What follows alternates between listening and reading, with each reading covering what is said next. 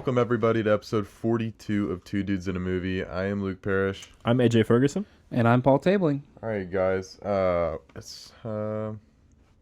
We've had a good little while since we've last recorded. Able to watch the movies on like last time. I know we had like 3 days. Yeah, it's been a week. This time we've had a week, and Yeah. I know personally I've watched a slew of movies, but Slew. slew of Look movies. at that. Someone's been playing Scrabble. That's right, slew. But AJ, you want to start us off on what we've been watching? So I watched The Last Samurai. Yeah. Oh, nice, Tom Cruise. Tom Cruise, solid movie. First of all, liked it. Not okay. So there's a friend of mine. I'm giving him a shout out. His name's Zach, and he's been on me for like months trying to get me to watch this movie. Mm-hmm. And I finally watched it. So shout out to Zach. I liked it. Didn't love it. It wasn't like what I like in my head. I put it on the same level as like Braveheart or Gladiator or like that type of movie. Yeah. Just wasn't quite the same type of movie. So I think my expectations leading into it were flawed. So that led to me being disappointed. Still a good movie. And I liked the emotional like storyline. Obviously, like I love like Tom Cruise, so he killed it. But it wasn't quite what I expected it to be, so that was surprising to me. It was less action and more kind of emotion than I thought it would be. I watched a movie called Drive. Yeah, with Gosling. Yep.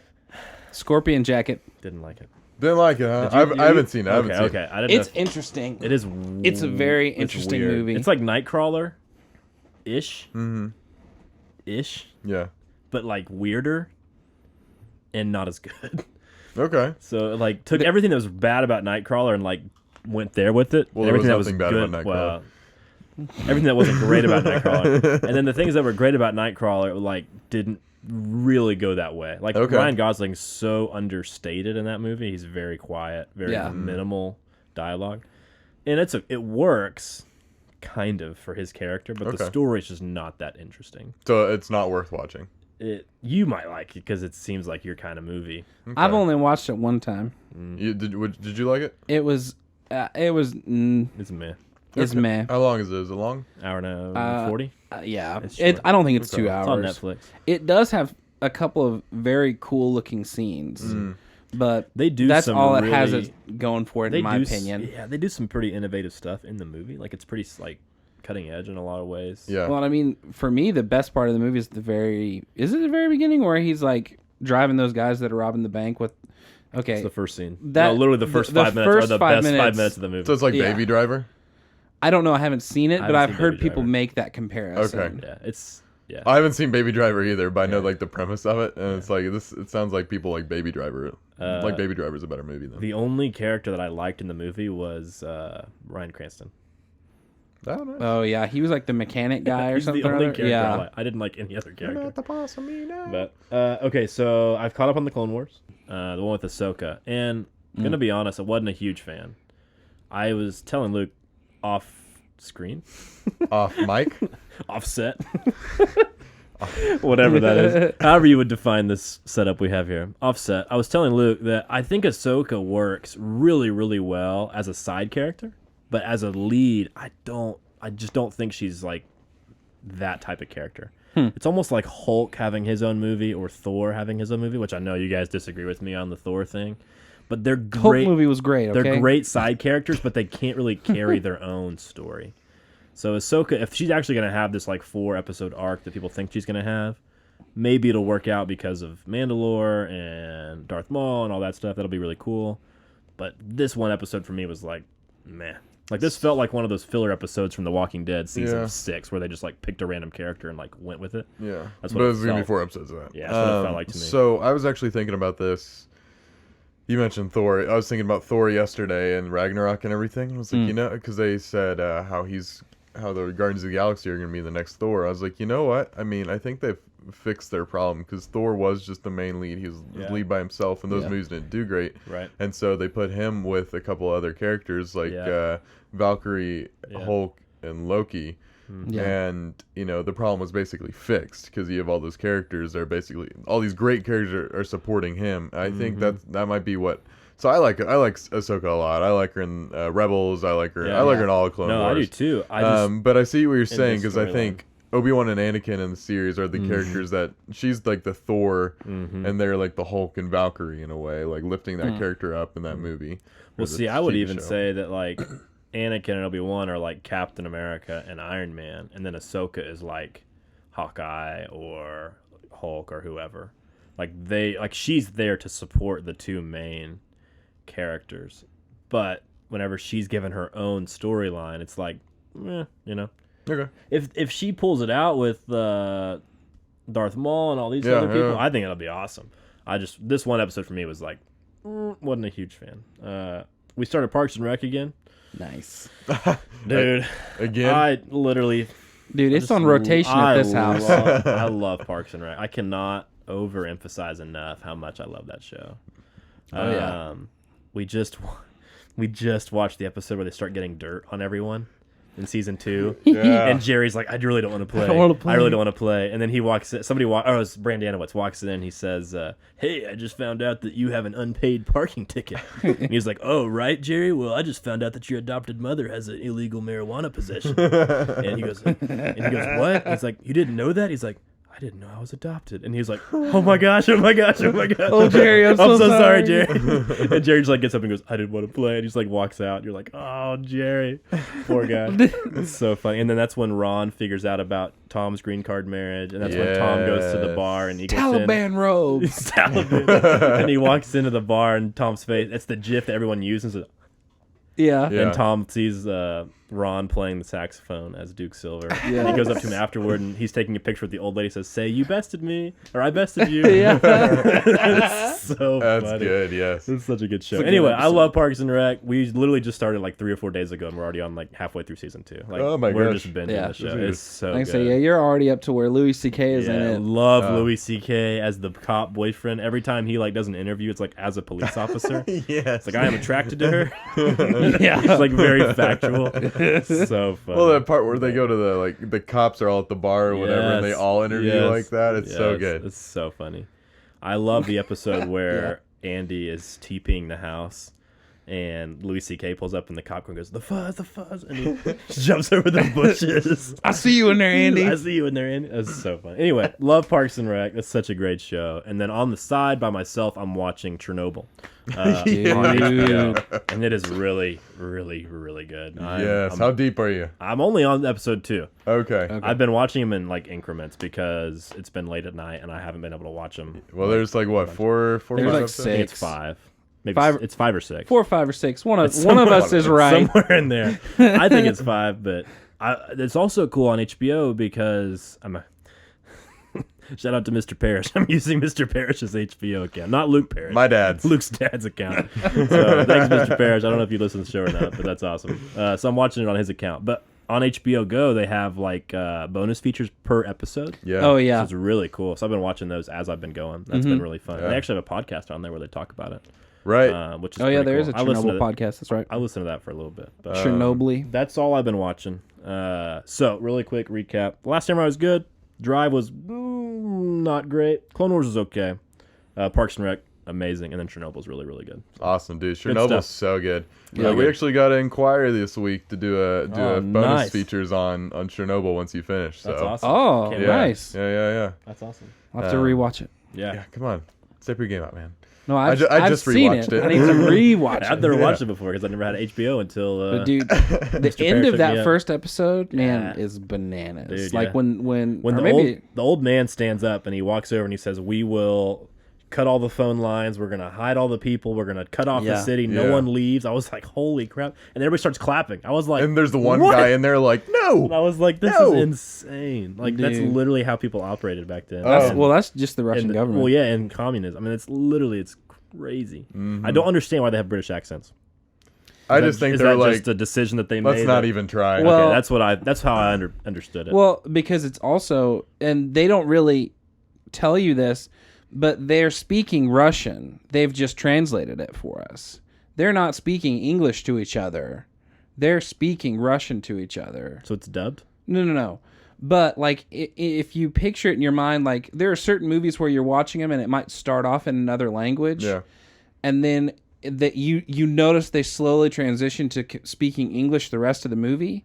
If you really think about it, they're not speaking English to each other. It's imaginary. They've just made it. They've Americanized it. Interesting. I don't mind it. I actually like it because I don't want to read Subtitles. Russian subtitles. Right. But I mean, that just was interesting to me. I like it. I think it's been really, really well handled so far. I think it's crazy that they start with the suicide at the beginning. Yeah. And that's like, he's like the hero of the show. Mm-hmm. But like, he ends up obviously like feeling something terrible enough. I don't know what it is yet, but he feels terrible enough to commit suicide, and that's how they start the show. And you're like, well, dang, like that's such a heavy note at to the same start time on. and everything. Crazy. Dude, recording the tapes, and the way that they recording the tapes is crazy, and he's like going down this like shady alleyway. Mm-hmm. The way they handled the explosion was really interesting. I was really excited for the first episode to have this gigantic, like crazy explosion.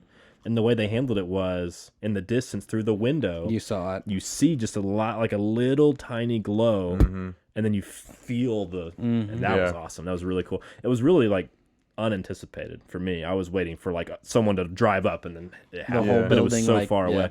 I thought that was really cool. Oh, it's terrifying though. Like I'm more scared of like radiation now than I ever been in my life. Yeah, It's like seeing the guys 100%. go down, all of a sudden their faces start turning red, and they come back. And Well, the guys like the meters at 3 point whatever, and they keep telling him that that's as high as it goes. yeah, And they finally get the other big meters down there, and they like explode because they max out. Yeah, and they're like, that's when they realize like this is insane. The guy who's like in charge of the place, and he just keeps telling people to like chill out, like it's fine, just chill out. Like that dude, like it's just crazy. Like there's two responses in that situation, right? It's the people freaking out, losing their mind, and it's that guy who says everything's cool, like don't worry about it. yeah. So it's so interesting. I've talked about too much, but We'll talk about it. Yeah, we'll have to do it. a It's a special good- feature. That's a great little miniseries. Oh yeah, mine. I was slew of movies. as I said earlier, I watched a slew of movies. So Good, because I haven't watched any. really, So you're gonna. Okay, I good. will allow most of my Gonna time for forfeit his you. time. well, let me talk then. So I started. I think it was the day or night of or day after we last recorded. I went home and watched Toy Story 4 because I had not watched that yet. I haven't Haven't watched it either. And I grew up on Toy Story. That's the Spork people, right? Or the Forky. Yeah, Spoony. Forky. Forky? Yeah. Spoony? Forky? Forky. I just thought maybe I should know this. But no, I had all the Toy Story video games and everything, and I was all about it. And man, they have not let me down once. So what is weird though is the graphics are so dang good in this. It almost doesn't feel like Toy Story anymore. Because you're like, man, this looks. There's some good textures. The biggest change for me has been the lighting. The lighting in this and the shadows. Oh my gosh, that just makes everything look so good. But Cool. if you look at compared to this, you see Andy at one point in the movie, little kid Andy, and you're like, oh my gosh, because you see him in the first movie, and you're like, and this movie, you're like, wow, you have hair. He looks real. Yeah, all the hair is not just slick and just one solid piece. It's individual hairs and stuff you can see on things. But no, Toy Story again. This one was a great story, and it feels like, as an adult now watching it, you notice the adult storylines it has in it. And you're like, man, that's this one's all about moving on and stuff like that. You move on, but you don't know how the other person feels or the other whatever feels, and you're like, man, that's probably how parents feel after you move out of the house or something. Right. You're there so long, they don't know what to do. But no, that was a good movie. I mean, I recommend it for sure. It didn't feel like a cash grab. It was man, this is just natural progression of Toy Story. Yeah. Nice. I think that's what I appreciate most about Toy Story is that it's not just a sequel just for sequel's sake. You know, it's they actually make good movies. Yeah. Yeah, for sure. Next movie I watched is, have you guys heard of The Peanut Butter Falcon? Dude, I have heard about it, I've but seen I have the trailer. I never watched it. So it looks awesome. It was a fun little movie. It has Shia LaBeouf in it, and then so he plays a down on his luck crab fisherman, and he eventually crosses paths with a Down syndrome, a guy that has Down syndrome. His name is Zach, and he's broken out of a nursing home that he was in. He's a young kid and stuff, and he wants to go find this wrestler that he idolizes and learn wrestling moves and stuff and meet him. And so Shia LaBeouf is helps him on that journey, and it's fun to watch them. They have great chemistry together. There's some I catch myself kind of laughing in some parts. It's nothing too crazy movie wise, but it's a fun like feel good movie, and very solid. Cinematography looks great. All the shots are awesome. Shia LaBeouf is awesome. If we went back and did our top 5 favorite actors again, he'd probably be an honorable mention. Because man, like he's so underrated because he's crazy. Yeah, the people just like don't count him, but he's gotten better with age. Yeah, for sure. He's so good. How did you watch it? Did you buy it or Amazon Prime? I think for like $2.99. Okay, cool. Yeah, I've wanted to watch that for a while. Yeah, I recommend it. It was good. Yeah. Then there's like some other subplots in there, but they do a great job of handling it. They don't let it overshadow like the overarching thing or the big storyline, but they just hit on every once in a while, and it makes you notice why a character feels this way. They're more like flashbacks in a way, but they're not like long flashbacks. They're like 10 seconds. And there's like maybe 3 or 4 of them in the whole movie. But interesting. No, good movie. Great movie.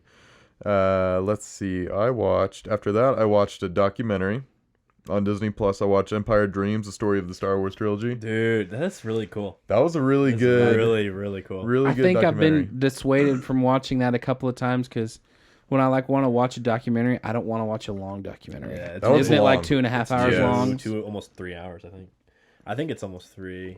It's like I know. I'm through sure it's every good. single movie. It's crazy. I'm sure it's very good, but I just haven't committed yet. Yeah, the story's nuts. They spend most time talking about how episode 4 was created and all that, and then after that, it's just kind of like, then we made 5 and we did it this way, and then we did 6 and we did it this way. It's like 3 hours long, and like at least half of it, if not more than half of it, is just on A New Hope.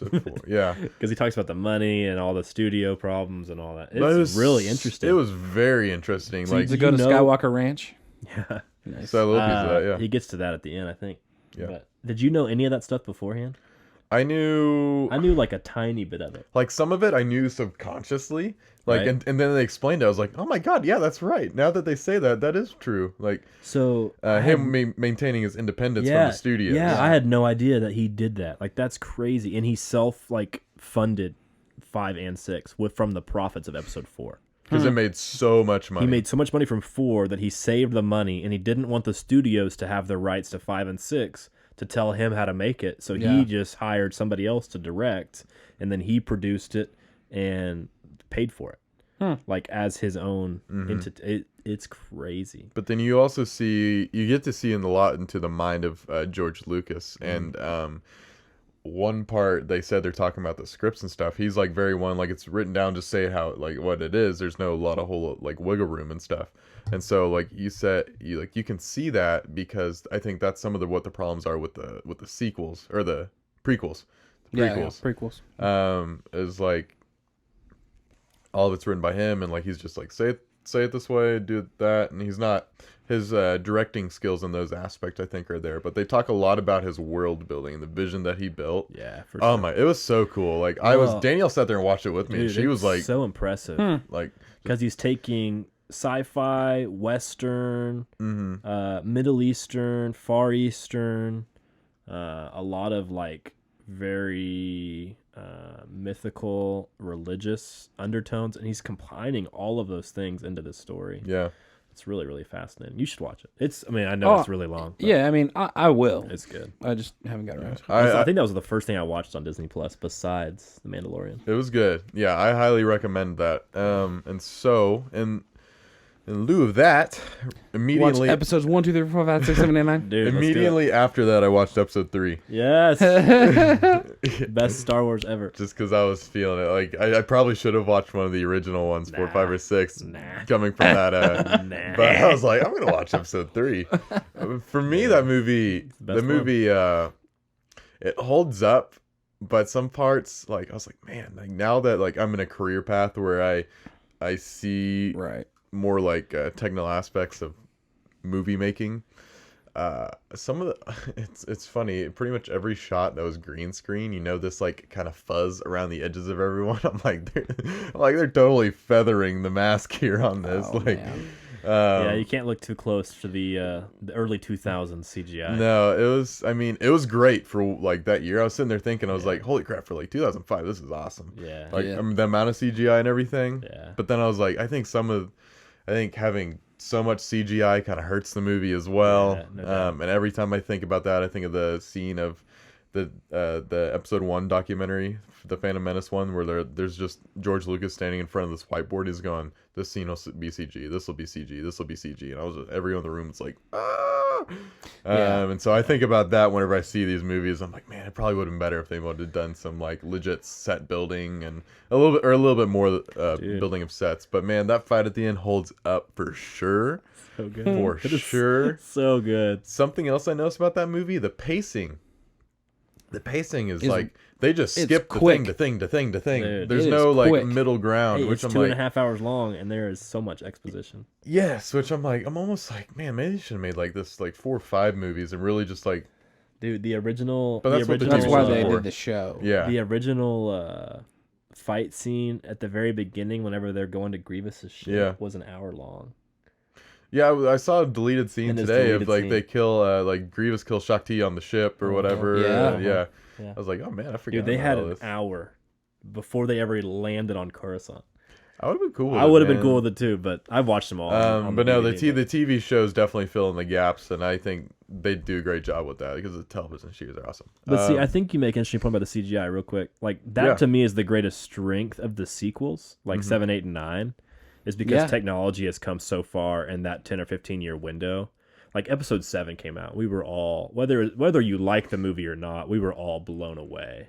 yeah. With the X-wings over the water, with the fight scene at the very, very end of the movie with the giant Starkiller base.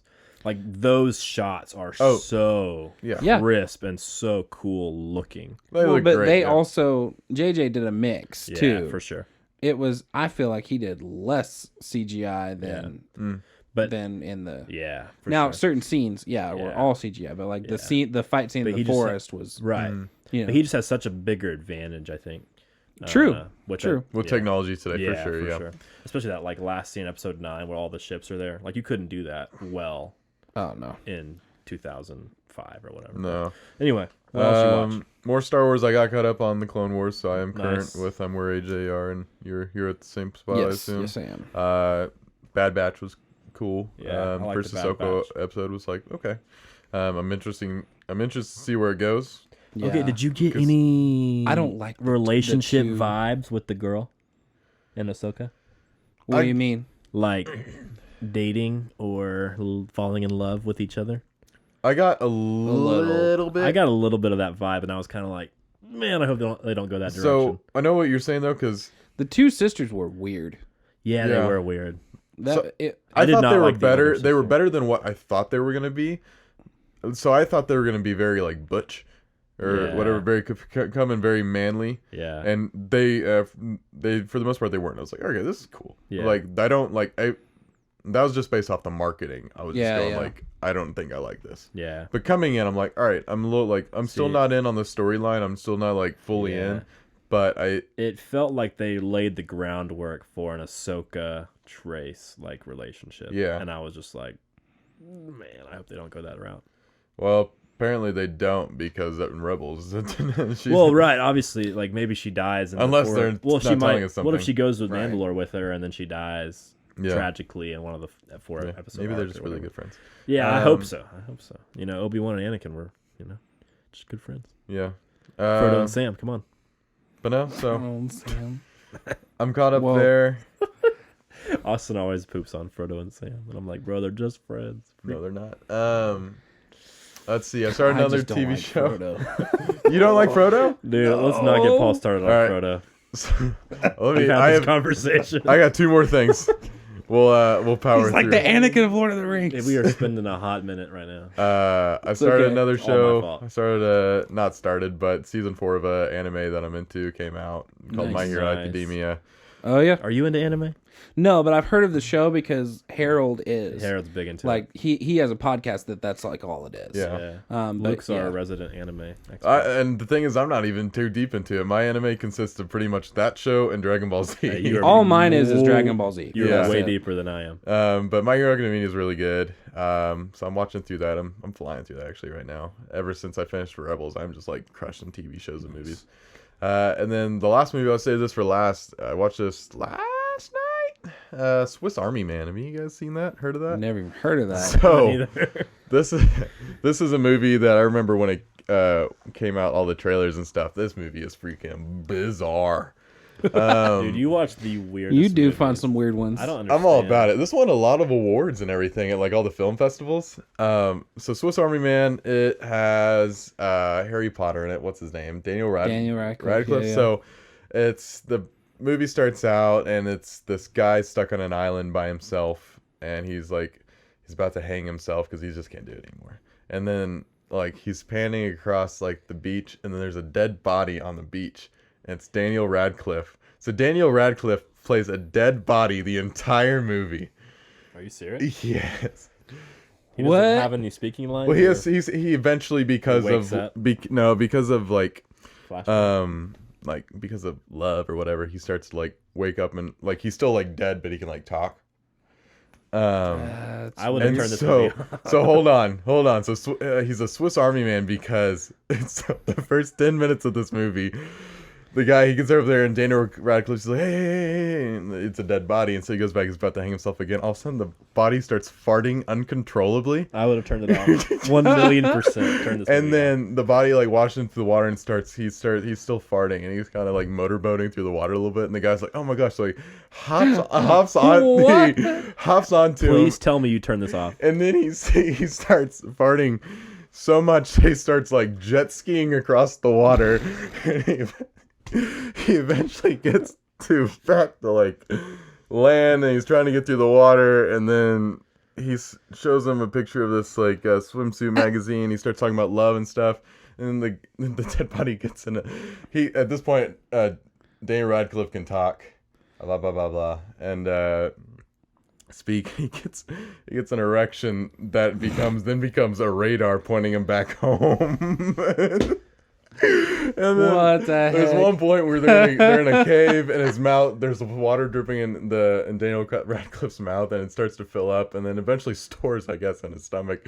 And so the guy's sitting there, and he hits Daniel Radcliffe for some reason. Water just starts like gushing out of his mouth into his face. He's like, oh please, like water. He spills up a cup and starts drinking it. And so this is why he's called Swiss Army Man. There's other things. He's got a million uses. He's got a million uses, and then So is that comedy, I'm assuming? So it's a dramedy. It's a comedy, but man, like afterwards I was sitting there, I was like, there's gotta be a deeper meaning. Like there's tones to it the whole time, like there's the deeper meaning here. And so one thing the main character is he's very uncomfortable. He's like just in public, he's like, oh no, I can't do this. Like he's very reserved and like thinking like it's gonna be too embarrassing him doing this and that. And so what the body, my understanding, the dead body makes him the things that the dead body does, and like when they talk about in the movie, is supposed to the dead body is the physical representation of the main character, the guy who's stuck on the island, like his his reserves. Like it's almost teaching him that it's okay to be himself, but just through a extremely weird way.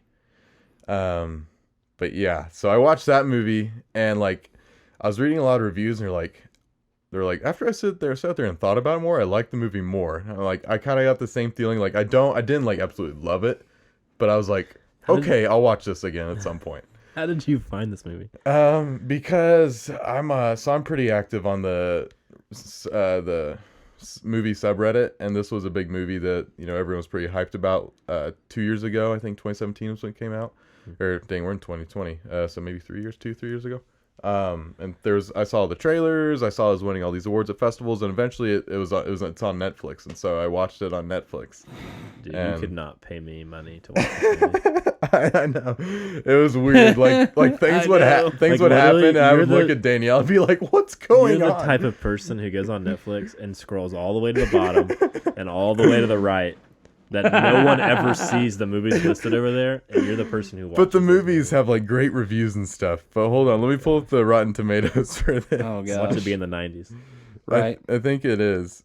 Swiss Army 2016 is when it came out, by the way. 71. So Oh well, that's fair. That's probably where I'd grade it.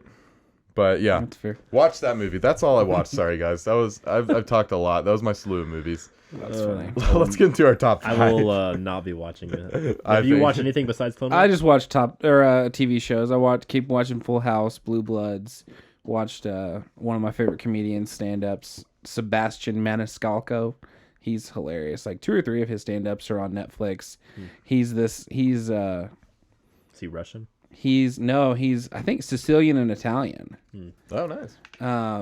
And he's funny. He talks like in this one, he's talking about his dad all the time, and he's like, and my wife is Jewish, and so like her family's very different than mine. Of like they're a big Jewish family, they're very reserved but still love family and everything. And he's like, whereas my father, like we just yell all the time. He's like, we just yell at each other. Like I come home with a flat tire on my bike, and my dad be like, "What is this?" I don't know. I got the nail. Like just like yelling. It's funny. That's awesome. He's hilarious. That's awesome. I'll have to check that out. I've been I looking for a love good stand-up comedy show. I try to do stand-up comedy once a month or so. You try to do? You go and perform it? Yeah. Funny for Bin? sure. Yeah. What, No, I try to Looney watch. Bin. I try That's to- what Yeah, it the is. Looney Bin. I try to watch one stand-up comedy. Dude. He's good. He's good. He's good. All right. Top Yeah, five? that's all I top watched. fives. Top 5. Top 5. So top five this week we did top 5 remakes / late sequels. Yep. Gonna be honest with you, I did all remakes because I wasn't completely sure what a late sequel was, and I texted Paul and I asked him to define it for me, So and he 5. defined it for me, and it still didn't Didn't make make sense. I didn't want to be a nerd and ask him to define it again in a more clear way, and so I was like, I'll just do all remakes. I could see you Dude, sitting there with I your did phone. all You could have texted me back. Yeah. So I did all remakes, which is totally cool. If you guys did sequels, I did a little bit it's of both. Super great. Well, I mean, I did a little bit of both. Yeah, 100% super great. I didn't Yeah. do any because I was like, I don't know. Yeah, I can So, imagine your reaction on the other of the phone, like when you got that text back, being like, "I don't get it." That's exactly what happened. So my 3 honorable mentions are A Fistful of Dollars, Planet of the Apes, the new one. Ooh, Obviously, yeah, not the yeah, old one. yeah. Old one's terrible. And then War of the Worlds. yep. Yeah. I like all 3 of those movies. They're not all. I mean, they're not like top 25 movies, but they're good. They're not. Fistful of Dollars is a remake? Yeah, it was on the list on one of the websites I looked at. Okay.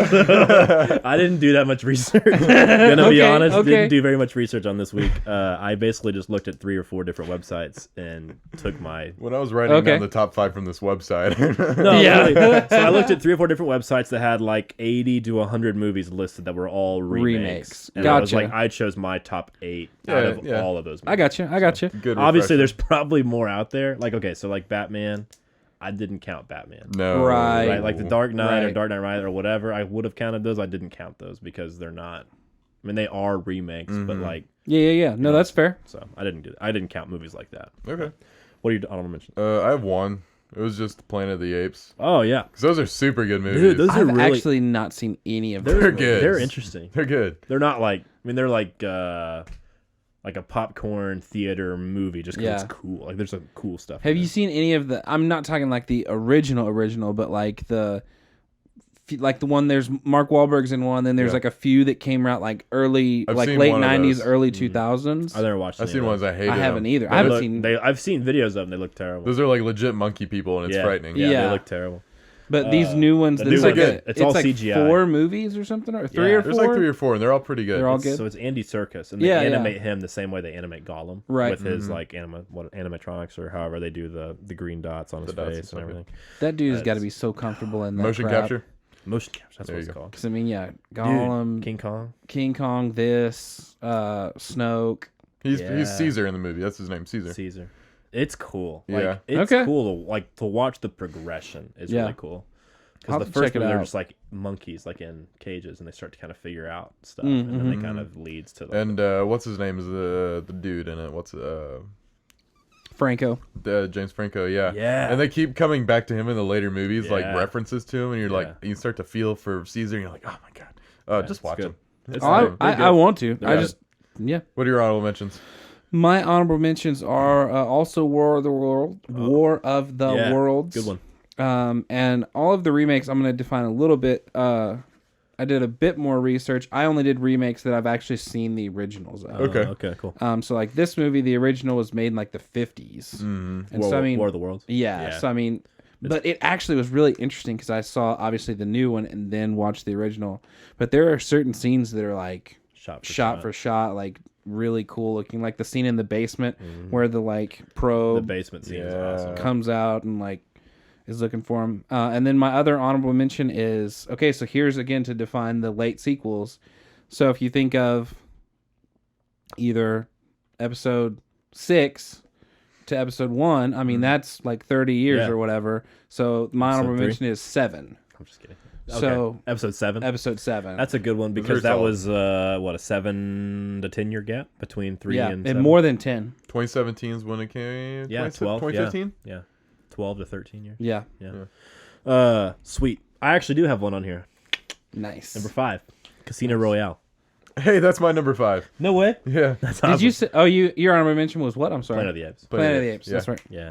So I said Casino Royale. I forgot to put that one on there because that's like Yeah. late-ish sequel. I mean, how Also, technically a remake because there's an old original, and that's why I put it on there because I saw it on the remakes list and I was like, that one counts as both. So Yeah. there I you put go. that one on there. I like this one a lot. It's not my favorite Daniel Craig James Bond movie. I didn't want to count one of the newer ones because it's technically not like a Right. whatever. But I wanted to count one of them because I like him as James Bond. I think he's my favorite. I know a lot of people like Sean Connery. Yeah. And the guy in the 90s, I forget his name, but I know a lot of Pierce people Brosnan. Yeah, Pierce Brosnan. I know a lot of people like him. But James Bond guy. Yeah. Paul is all about James Bond. I like James Bond. I'm not as big into it as a lot of people. He's kind of like, I'm a casual James Bond fan, I would call myself. I should let you borrow my box set now that you the have all the 40 time in the The world. 47 movies or whatever it is. Is it really 47? No, it's quite like that many. 26. Oh, I was about to say, holy crap, AJ, no way are you going to do that? That was just It was just a 50th Well, I believe it anniversary because box. there's been so many James It's a Bond. sweet box. Yeah, I need to go back and watch a bunch of the old ones, but I really like that movie. Oh yeah. I think it's more about That's a good what one. it's set up. I think it's set up a good like Bond future. Yeah, for because sure. Daniel Craig is so good as him, and you got Skyfall from that. You have Quantum I of liked Solace. Quantum of Solace. A lot of people poop on that movie. I like that one too. I think Skyfall's the best. Yeah. I like Spectre. Not as much as Skyfall, but it was solid. As a Bond guy, what are your thoughts on Spectre? It's interesting because it is, and I could go into this, so I'm going to try to keep it brief, but like Casino Royale is like at the very beginning of James Bond. Right. And this whole series is almost like they're doing remakes because Blofeld and Spectre are the big bads of a good portion of the old movies. Now they weren't related or whatever because I've only seen Spectre a couple of times, but doesn't it come out where like they're like related or something? Yeah, they're like half brothers. Or something like that. And I did like that, but I mean, dude, some of they casted Christoph Waltz was the perfect. He's such a good bad guy for that. So that's a big prop to that movie. But as far as I don't know that I really was a huge fan of it. Would you go Skyfall 1 out of those four? Yeah, it would be. And then you got 2. For me, 2 is tough because it's either Casino Royale or Casino Royale for me. or Spectre. Yeah, I'd probably go Casino Royale. Yeah, Skyfall, Casino Royale, Quantum of Solace, Spectre. And then Spectre's last. Yeah, That's probably how I'd rank them. It's got some good parts. Yeah. The train? Is the train one? Huh? Is Spectre the one with the train scene in it? Where he jumps on the train and he fixes his suit? No, that's Skyfall. That's what I thought. Too good. I love that scene. Whenever he like gets up and goes, Yeah. it's so cool. It is interesting to kind of bring around the lasting love connection, which was an arc again in 2 or 3 of the big Blofeld movies and they get married and she actually gets murdered in the old ones. So it's Can't catch a break. Yeah, exactly. And so it's going to be interesting to see if they keep going with that. And No Time to Die. Yeah. That movie, I'm excited for that movie. I am too. That I looks think it good. would be real good. Your girl's in there too, right? Yeah, Ana Ana de Armas. Yeah, she's in there. Oh, what a So Casino Royale for you? yeah, number Casino. That was my number 5. Yeah, Big fan. Dude, I like that movie a lot. It's a good movie. My number 5 is Indiana Jones and the Kingdom of the Crystal Skull. I can appreciate Wow. that. I can appreciate that. I I like that movie movie. a Dude, lot too. I Jinx, you owe me a Coke. like that movie Yeah. until The alien. the very, very end where the spaceship The flies UFO. away. Yeah, there's a, Up until that point, it 100%. felt Yeah. so much like a Yeah. normal Indiana Jones movie. Yeah, for Yeah. sure. But Shia LaBeouf. I love Shia the LaBeouf in the that beef, movie. man. Yeah. Yeah. Yes. Yes. But Indiana Jones is one of my It's so good. favorite, Yeah. That's good. hero series, whatever you want to call it. And I love it being old Indiana Jones, like Yeah, where old man. Yeah. where he like Grumpy- does the grumpy whip, Yes. and he like tries to do the swing and misses, it. and he's Yes. like, oh man, I thought that was closer. And Yes. it's like, Doesn't I he- don't know how Doesn't they're he gonna punch do the someone at one sixth point and he one. like shakes his hand because he gets? yeah, because he like hurts his Uh-huh. hand. Yeah. Dude, I don't I- know. well, I I mean, love just I old know they're Harrison like Ford. have already started production on it. Yeah, Yeah. I just don't know. Like, how? Like, I don't get it. I think, and I don't remember if it was a Kimmel thing or it was one of the talk show hosts. Mhm. They asked, it was Harrison Ford was on. It was around one of the Star Wars movies. I don't remember Yeah. which one. And they were like, "How does it feel to be Han Solo again?" You know, he was trying to like fan it up, and Harrison Ford was just like, "Well, they decided to pay me some more money, so I did it." Yeah. And so that's I think Harrison Ford needs money. Dude, I So- think Harrison Ford is just a grouchy old man, and he plays himself no matter what character he's Yeah. in. I mean, think about it. Old man Han Solo, old man Indy, old man Blade Runner. Yeah. He's literally the same person. And then now he's in this Call of the Wild movie, Uh-huh. and you're like, Yeah. I don't know what that looks terrible. That looks silly. Uh, I can't do animated dogs. Dude, No. It just looks awful. but I mean, he My, looks. It's the same character. Yes, Yeah, no yes, doubt, yes. no doubt. My number 4 is actually surprising to me that I put it on here. Is Jungle Book, the one that John Favreau directed. With Mowgli. It was so good. Like I still haven't. I was. It's blown, not on Disney Plus yet. I was blown away how good it was. Is it on? I don't know. I haven't watched it. It was so good. Like, I love Jungle Book. First of all, like the book's awesome. The old Disney movie's awesome. So I'm a big fan of that story. Like, it's just one of my favorites as a kid, and so I was always a big fan. Yeah. But this movie came out, and I was like, yeah, you know, Disney trying to make some more money, just doing these reboot things. Yeah. And it was really impressive. They got a bunch of big name actors in there. Scarlett Johansson's in there. Ben Kingsley? Ben Kingsley's Idris in Elba? there. Idris Elba's in there. Chris Walken. Yeah, Christopher Walken's in there. Plays Kate the big Blanchett's monkey. in there. Yeah. Bill Murray's in there. Dude, like, it's crazy. Bill Murray plays the bear, Baloo. Oh, really? Dude, he's great. I'm telling you, it's amazing. That's hilarious. It's such a good cast, and the kid did a great job. Like, he was so impressive. Because, I mean, that movie has to be pretty much all CGI. Yeah. I'm sure the sets were like legit sets, and then all the animals are CGI. But anyway, Jon Favreau directed it, and he did a great job. I was really impressed with that movie. Liked it a lot. They did a good job. I was honestly really surprised when I put it on there. Sorry, I started thinking about Swiss Army Man again. Oh my god! No, Wow. yeah, no, that's a good pick. Jungle Book. I like that I one. haven't seen the original since I was a kid. Yeah, I just like it's good. I don't know. Let's see. I had my page pulled up here. So my number 4 is Mad Max Fury Road. Interesting. Yeah, Would you count that? That's a remake, or not a remake? Sequel. That's a sequel. Yeah. Like a late sequel. yeah. Guy that looks nothing like Mel How Gibson. how long is it in between movies, roughly? A long It's a time. long time. Like, Because the other one's in the 80s. yeah.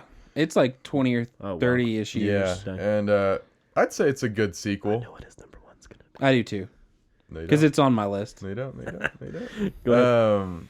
It was I went and saw this with my parents. My parents were like, what's going on? I was like, I don't know. I really like the movie. For something for a sequel or a sequel to come out that far later and win all the Oscars that it did, I think that's impressive. Yeah. I don't think the movie hit me as hard as other people did. Like I know a lot of people have either of you guys seen it? I've seen it. I have not. You've seen it? I know a lot of other people are just like, oh, Mad Max Fury Road. I was like, I've heard a it was lot a good about it. movie, but I'm like, I'm not like head over heels for it. Yeah. I heard a lot about it. But yeah, Tom Hardy did great, and Tom Hardy is so underrated. Charlize Theron, she was good as Furiosa. Not a bad movie. What do you got, Paul? My number 4, Blade Runner 2049. Oh, Nice. Really? You like that movie a lot. Dude, well, I did really enjoy the first one. Yeah. Yeah. I liked the first one a lot more than I thought I would. Because that was your first time seeing both. Yeah, of those, both right? of them. But I enjoyed this one also just because of and it didn't really dawn on me until afterwards, knowing it was Denis Villeneuve, because I love Sicario, and a lot of the same directing skills, ways, whatever, were the same because of like a lot of the long shots of like scenery and stuff like that, and it just looked super cool. Yeah. But also really dark and things like that. So I think that was a big portion of it. But the continuation of the story was also really, really cool to be. God, you're gonna have to help me. What are the machines called? The androids. Oh dang! I've been watching the Netflix show where they're called sleeves. Well, anyway, the people, the like look it up cyborgs that are engineered, and making the main character one of those is really interesting. Well, he was such a cool character. K was. Yeah. Another Ana de Armas. That's right. We got a theme going. Theme show. Replicants. Replicants. Yeah. No, it was really good. Yeah, that's a good movie. My number 3 is Magnificent Seven. Dang, I didn't even think about that, but yeah. I know you love that one, so I figured you'd have it on there. But I forgot about that. I love a remake. I love that movie. It's Yeah. a remake. It's of an older movie. But Denzel, Chris Pratt, Vincent D'Onofrio. Yep. Yeah, there's one D'Onofrio, more famous person. Ethan Hawke. There's one, I can't remember. Anyway, I love that movie. It's a great kind of modern Western. Denzel in a really bizarre role for Denzel. At least it feels that way. It's like, different.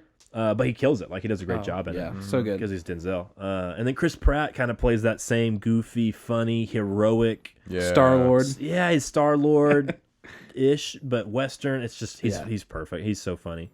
It was a good movie. Very solid. Yeah, it's just fun, Western, really cool. A lot of cool action scenes, fight scenes, explosions, all kinds of gunfights and stuff. It was good to see a good Western. A lot of fun. You don't see Westerns as a genre very much Yeah, anymore. Not anymore. The modern Western really is not existent. Like you had 310 to Yuma was even a long time ago. The remake It they was. did of that. I almost put that one on here. I chose to put this one on there instead of 310 to Yuma because I liked this movie more than I liked 310 to Yuma. I didn't want to include 2 Westerns on here.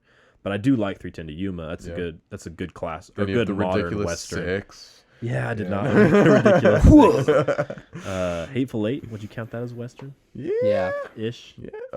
And then Anyway, that's my number 3. dang, I'm having a hard time thinking of stuff today. But You got Django. Django was Western. Yeah, Django is a Western. That's true.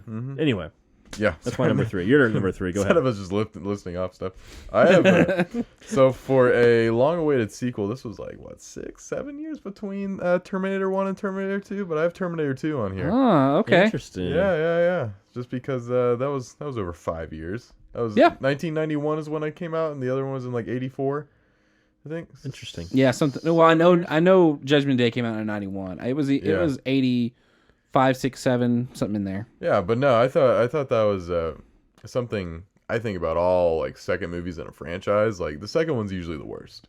In most cases, generally excluding like Star Wars, a lot of people think 5 is. I think the last best.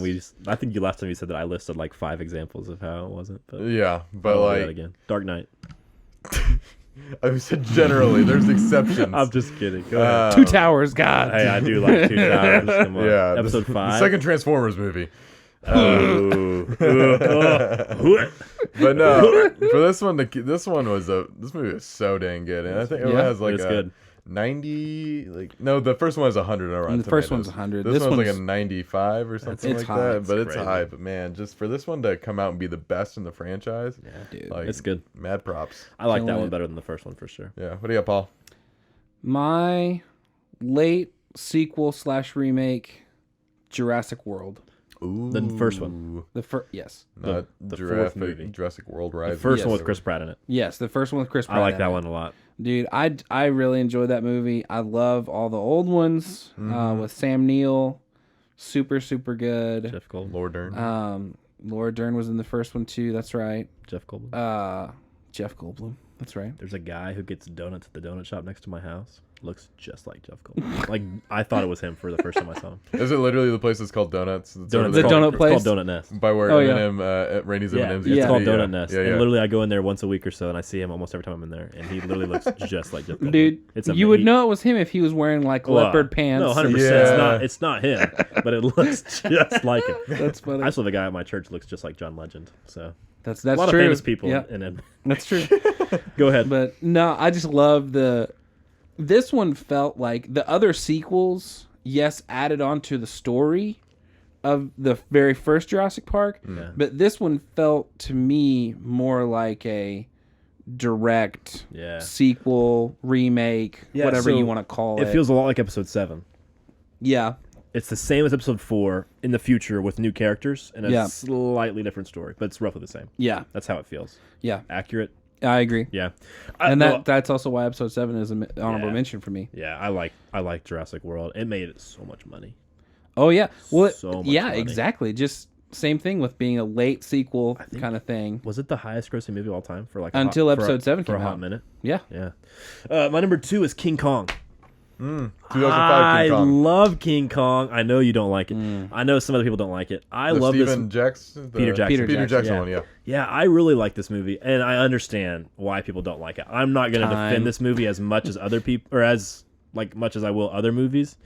I like it, and I am not afraid to say that I like it. I do understand why people don't like it. It is really long, kind of slow in moments. A lot of moments, but The bug scene, man. the bugs, Dude, horrifying. there are some cool scenes like on the island, like where he's fighting the he fights T-Rex. he fights the two T-Rexes. like That rips scene its is mouth open. amazing. I like Jack Black in this movie. I think he kills it as that character. You have Adrian Brody, right? Yeah. Yes. Yes. And the girl was somebody who doesn't act very much anymore. Yeah. Anyway, I like him a lot. His character is very interesting because he's greedy. And so he uses that in order to get King Kong back, and it's all about money. He doesn't care about anyone's safety or anything like that. But then the line at the very end of the movie is that beauty is what killed the beast. And so King Kong dies trying to protect the girl. Naomi Watts. Yeah, Yeah, Naomi Watts, that's who it is. Anyway, great movie. I like that movie a lot. I understand why people don't like it. It's one of my favorites, just kind of that's out there and different. It's not really something that I typically like. It's not, I don't know, it just feels like a different type of movie than what I usually would watch. Yeah. So I like that movie a I mean, it lot. was really popular when it came out. I remember Yeah, it came it on was. like on DVD and stuff, or just television. It was on all the time. Oh, yeah. It's probably that and War of the Worlds are two of the movies I've probably seen the most, just because they were on 'Cause they're TV being all the time. lot. Yeah. Yeah. And I like Peter Jackson. I like his style. I like the way he makes movies. So Have you seen Immortal Engines? no, he didn't direct it. He produced it, but I've Oh. heard it's not great. It's on one of the streaming services. Yeah, it's on Hulu? Prime or Hulu. I don't know. Anyway, I don't know. number 2. My number 2 is Blade Runner 2049. Wow. What? What's his number 1? Wow. Back to Okay. the Future. How can Blade Runner 2049 be your number 1 movie of all time and not be number 1 top 5 remake? AJ gets too analytical when we It when we makes go no off of. sense. It's my favorite movie of all That's time. like ranking yes, a college but- football team 7th and then putting them in the final 4. But I was just sitting here thinking about like in terms of like being a remake or like a sequel, like how does it do in that aspect? I Like guess that is it a makes good sense. sequel? Like I guess that makes sense. Yeah. It does not make sense to me, Yeah. but I see where you're coming from. so this Anyway. I think this Anyways, movie's great. Like oh, obviously you love this movie. Paul hit on it later. Freaking Kay's awesome. Roger Deakins doing the cinematography, great. Yeah, he Oh, killed it. yeah. He does Yeah. a great job. He does awesome. Villanueva's probably killing the directing. The continuation of the story, like you said, for it being so much time, and then that amount of time had pretty much changed in the movie as well because you Right. have old man Harrison Harrison Ford. See, Ford. and I appreciate that too Yeah. with like late sequels that they Yeah. actually I like make love- the time distance. Right, they're Old not man like this Harrison was Ford. 2 years later, and Yeah. Harrison Ford is aged 30 years. Right. Yeah. But no, that movie is fantastic. I think I know we reviewed it in the past. If you really want to hear my deets on that, just Listen If to If you that want to episode. hear Luke fanboy Hit that over up. it for an hour. oh, the movie's so good. All right, dude. Paul, what's your number 2? My number 2 is Ocean's 11. Yeah, I saw that. I almost saw put that that on my list. Yeah, dude. And again, saw the original. I mean, I love the original also because it's the Rat Pack. I mean, it's Dean Martin, Frank Sinatra, and Sammy Davis. Yeah. So it's very, very good. But I just love. I think the best part of this movie to me is the cast, just in general of No doubt. Clooney, Damon, Pitt, Frank, who's played by. Oh yeah. Gosh, he's dead now. Which was James- Bernie Mac. James Caan. Yeah, James Caan. I love his character. He's so funny, but dude, I love and then you got like Anthony Garcia and Julie Roberts, dude, so good. War Machine. Oh yeah, Don Cheadle. Don Cheadle. Yeah. Such a good cast, Yeah. and I love because they do with having an 11-person cast. You know you gotta. It felt like it's kind of like how Infinity War, like you had to have all these people and you want to give them their time. Right. And these movies handle it so well, and I really appreciate that because you fall in love with each one of those people, and you're like, because like the real techie guy you're always laughing at, but you in the later movies you're like, okay, he's really shy and nervous, so how's this gonna work and things like that. So it makes you invested.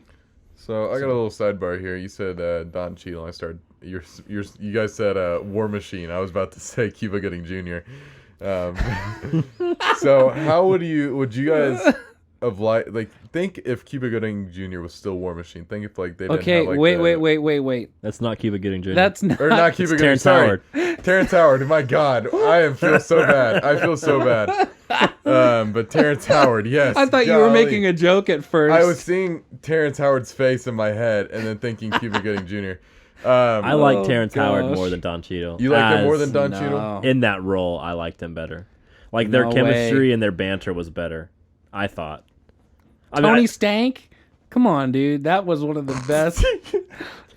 I know. I like Don Cheadle. Don't get me wrong. It's like, okay. It's like comparing the Spider-Man. Like Andrew Garfield. And yeah, Tobey there's some Maguire. really good options, right? I mean, there's not a bad option Yeah. there. It's just Yeah. one's slightly better than. For me, I liked him in the original Iron Man a lot. Like his Right. banter. I mean, their They were friendship. good, They were yeah. really good. I really I grew to Don like Cheadle. Don Cheadle a lot. I know I have too. yeah. It's the same thing. I liked Edward Norton as the Hulk. I thought he did a great job. But anyway, we are way off topic. Sorry, yeah. No, it's good stuff. Number one. Cuba Gooding Jr. My number one is Star Wars Episode 3. I'm just kidding. It's not actually it. I was about to believe it. I was too, and I was going to argue. It's not actually it. If I was being serious, it'd probably be one of the new Batman movies, Dark Knight Rises. But like I said, I didn't include that. So I went with the movie The Departed. It's the highest rated movie on my top 25 list. That's a remake. That's not a Star Wars movie. I didn't know it was a or a remake. Batman I didn't movie. either. I didn't either until I got on this website, did my I can say- research. I looked at some of those lists too. But anyway, I love this movie. It's in my top 25. We just reviewed it 2 weeks ago, so if you want to listen to our review of it, it's really, really good. It's about 2.5 hours long. A cop and a Both cops. mobster switch places, basically. And they're both undercover, and they try to catch each other. It's amazing. It's really, really interesting. But anyway, we talked about that movie for a long time, 2 weeks ago. That's my favorite remake that's on my top 25 list. Like I said, I excluded some things, but I like that movie a lot, so that's why it's up there. I could dig it. My number one. Phantom Menace. Phantom Menace.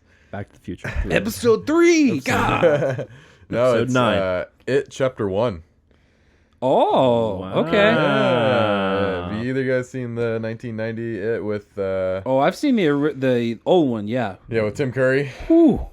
Yeah. Freaky. Yeah, I think I don't watch horror movies. It's not my... I like Stephen King. Not my and I cup just haven't of gotten tea. around to the new ones yet. The I've new heard ones- the new ones are good. so. I haven't seen the second one, It Chapter 2, mostly because I think everyone says it's like 3 hours long, and I'm like, I don't know if Oh, dang, it is. It's close to 3 hours, and I'm like, I just don't know. That's what's keeping me from watching The Irishman. I'm like, I just don't have time to sit down for 3 hours and watch. It's worth it. Sure you do Watch The now. Irishman. No joke. What are you doing? You just watched 27 movies this Well, week. You spent your time watching Swiss Army. So- people. Swiss Army, yeah. Yeah. Swiss Army Man was great.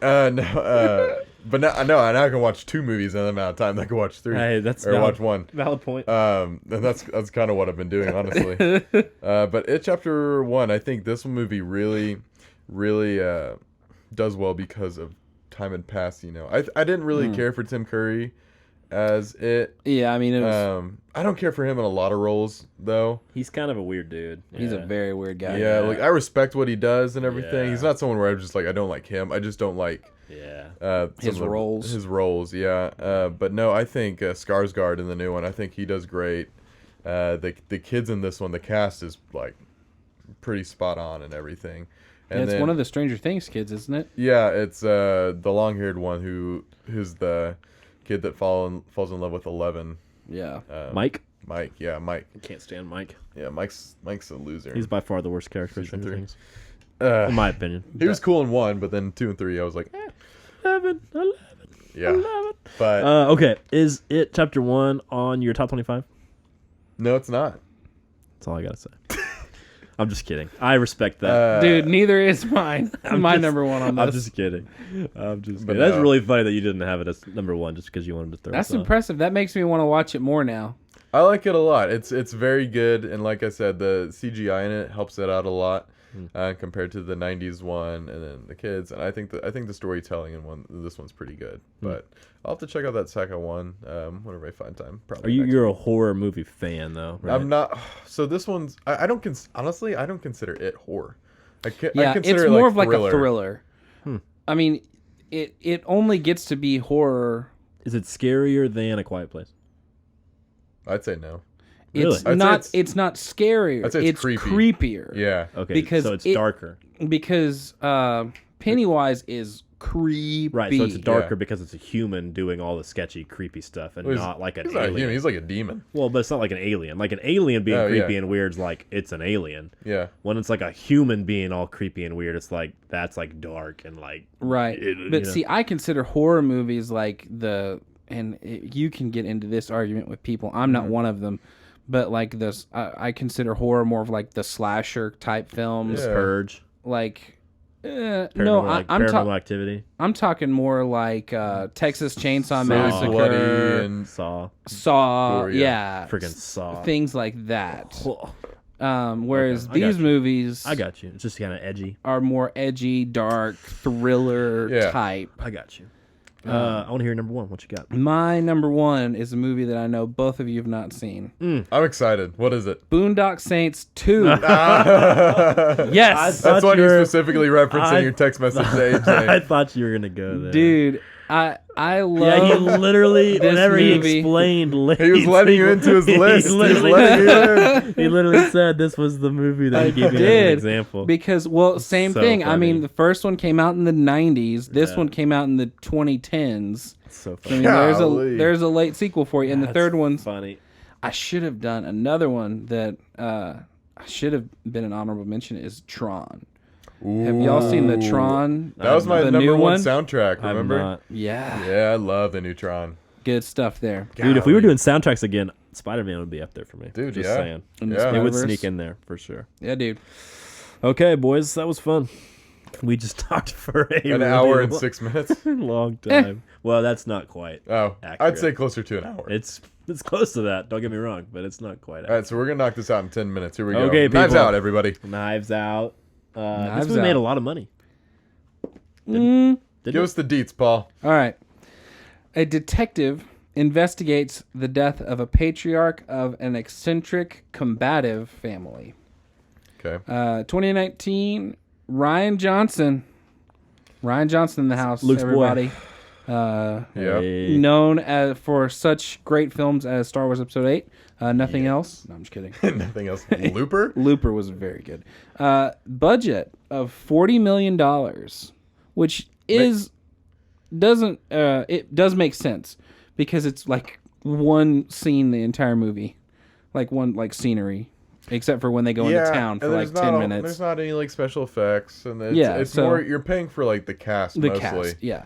And then earnings of $294 million. That's Well, good for a for $40 box million office. That's pretty good for a low. Yeah, $250 million Yeah. for a Ryan Johnson movie coming off of Star Wars Episode 8. Well, and a relatively like I'm gonna bring it up like 8 more times, Luke. That's fine. You'll get the same reaction every time. I read so I always read like the interesting facts on IMDb's app after I watch a movie. Yeah. Okay. And I was reading through there, and the little boy character who's like an internet troll. Yeah. Ryan Johnson wrote his character based on all of the internet trolls who trolled him about episode 8. So that's why he wrote his character. That's funny. And so I thought that was hilarious. So that's Luke in the movie. Yeah, I was literally, not that's a troll. Luke. That's Luke. Legitimately, at one point, I had a Twitter message written up to Ryan Johnson, not like criticizing him, but asking him like why. Why did you do this to my child? Just say like why was the creative decision behind this? I wasn't trying to like ridicule him or anything. I just wanted to know why. I just wanted answers. I wanted to find like a 10-year-old kid who was just like legit crying after the movie was over because he was so sad that the movie was so bad, and just like take a picture of that kid's face and then send it to Ryan Johnson. Like, you ruined this kid's life. You should just taken a picture of me. Luke's Anyway. 10-year-old crying face. Yeah, no joke. All right, ratings. Looper, come on, Looper's good. Looper was very Looper good. is good. Have you seen Looper? No, it's on my watch list. Good. It's a good movie. IMDb 8 out of 10. Solid. Rotten Tomatoes a 97. Wow, 297s in a row. Wow. Last week Oh, was yeah, last 97. Holy cow. Yeah, Really? I figured IMDb and would be higher. Metacritic was at 82.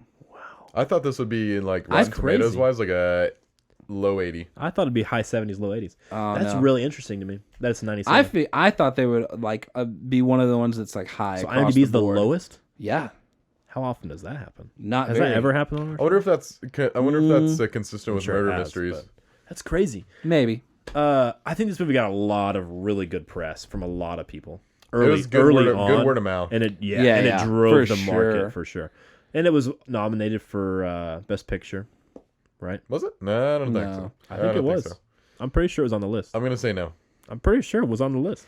I'll look. There were like 25 movies on the list. I'll look it Okay. up. Hold It was on. Parasite, Ford vs Ferrari, Irishman, Joker. Joker, Once Upon a Time in Knives Hollywood. Out, Once Upon a Time in Hollywood, 1917. 1917, Little Women. Little. That's 9. No, you're missing one. It was not. It was What? Marriage Story, Jojo Rabbit, Marriage Little Story. Women, Irishman, Yeah. Parasite, Once Upon a Thought for Time, sure it Joker, was. Ford vs No. Ferrari, 1917. Get out of here, I thought for sure it was. Get out of here! Get with I out of that. forgot about Jojo Rabbit. dude. Watch. You Jojo need to Rabbit. I watch need that. to watch it. I know I need to watch it. I would say that's the I'm next still thing mad you that should Parasite watch. won. Gosh. Anyway, Anyway, all right. did That's, it win anything? I didn't find any. Well, I don't think looking it. at I don't that think it one. won. I don't think it anything. did I don't either. think it won anything either. But Shall we jump in? Let's get it. let's jump in. Idea, tension, and urgency. Yeah, all that Idea, stuff. tension, and urgency. Okay, our first 10. section is called idea/premise, and I thought this movie was pretty typical of a mystery. People kept pitching this to me as like a really out there, and I was like, this is literally like every other mystery movie ever. It's very typical in the setup. They get all the people that are suspected in one room, and they all tell their different versions of the story, and they all whatever. So for me, I gave this section a 6 because it was like, it was good. Like, don't get me wrong, like the setup was interesting, and they made everyone look guilty, but at the same time, it was like nothing new, nothing original, nothing really creative. It's a murder mystery. It's a classic murder mystery. There's been a million books written in this format, a bunch of movies made in this style. So I said that the modern spin of the movie was interesting, and I said that Daniel Craig's character being in the background at the beginning was very interesting. And that's more of a character thing and less of a Yeah. idea. So I gave it a 6. I could have gone lower. Personally, I think a 6 is about right. It's kind of generous, but I think it's about right for me. I also gave it a 6. Because I hate this movie. No. Here we go. 2, 2, 2, 4. Ryan No, I'm just Johnson. Yeah, get ready. No, so it is. It is a murder mystery, but for me, it was different than other murder mysteries that I'd seen. I talked it a lot because it was a murder mystery, and I think murder mysteries are very predictable, even though they are a mystery. It's almost like you're like, all right, so who's getting, like, you almost got to gauge what level of screen time characters are getting, and it's gonna be like one of the top few.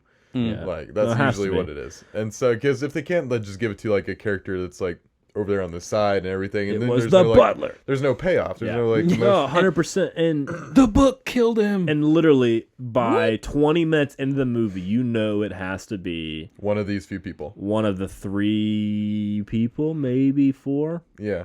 right? I mean, so yeah, I'm with you 100%. I got you. But I think it was the comedy aspect that played into it that made it different for me.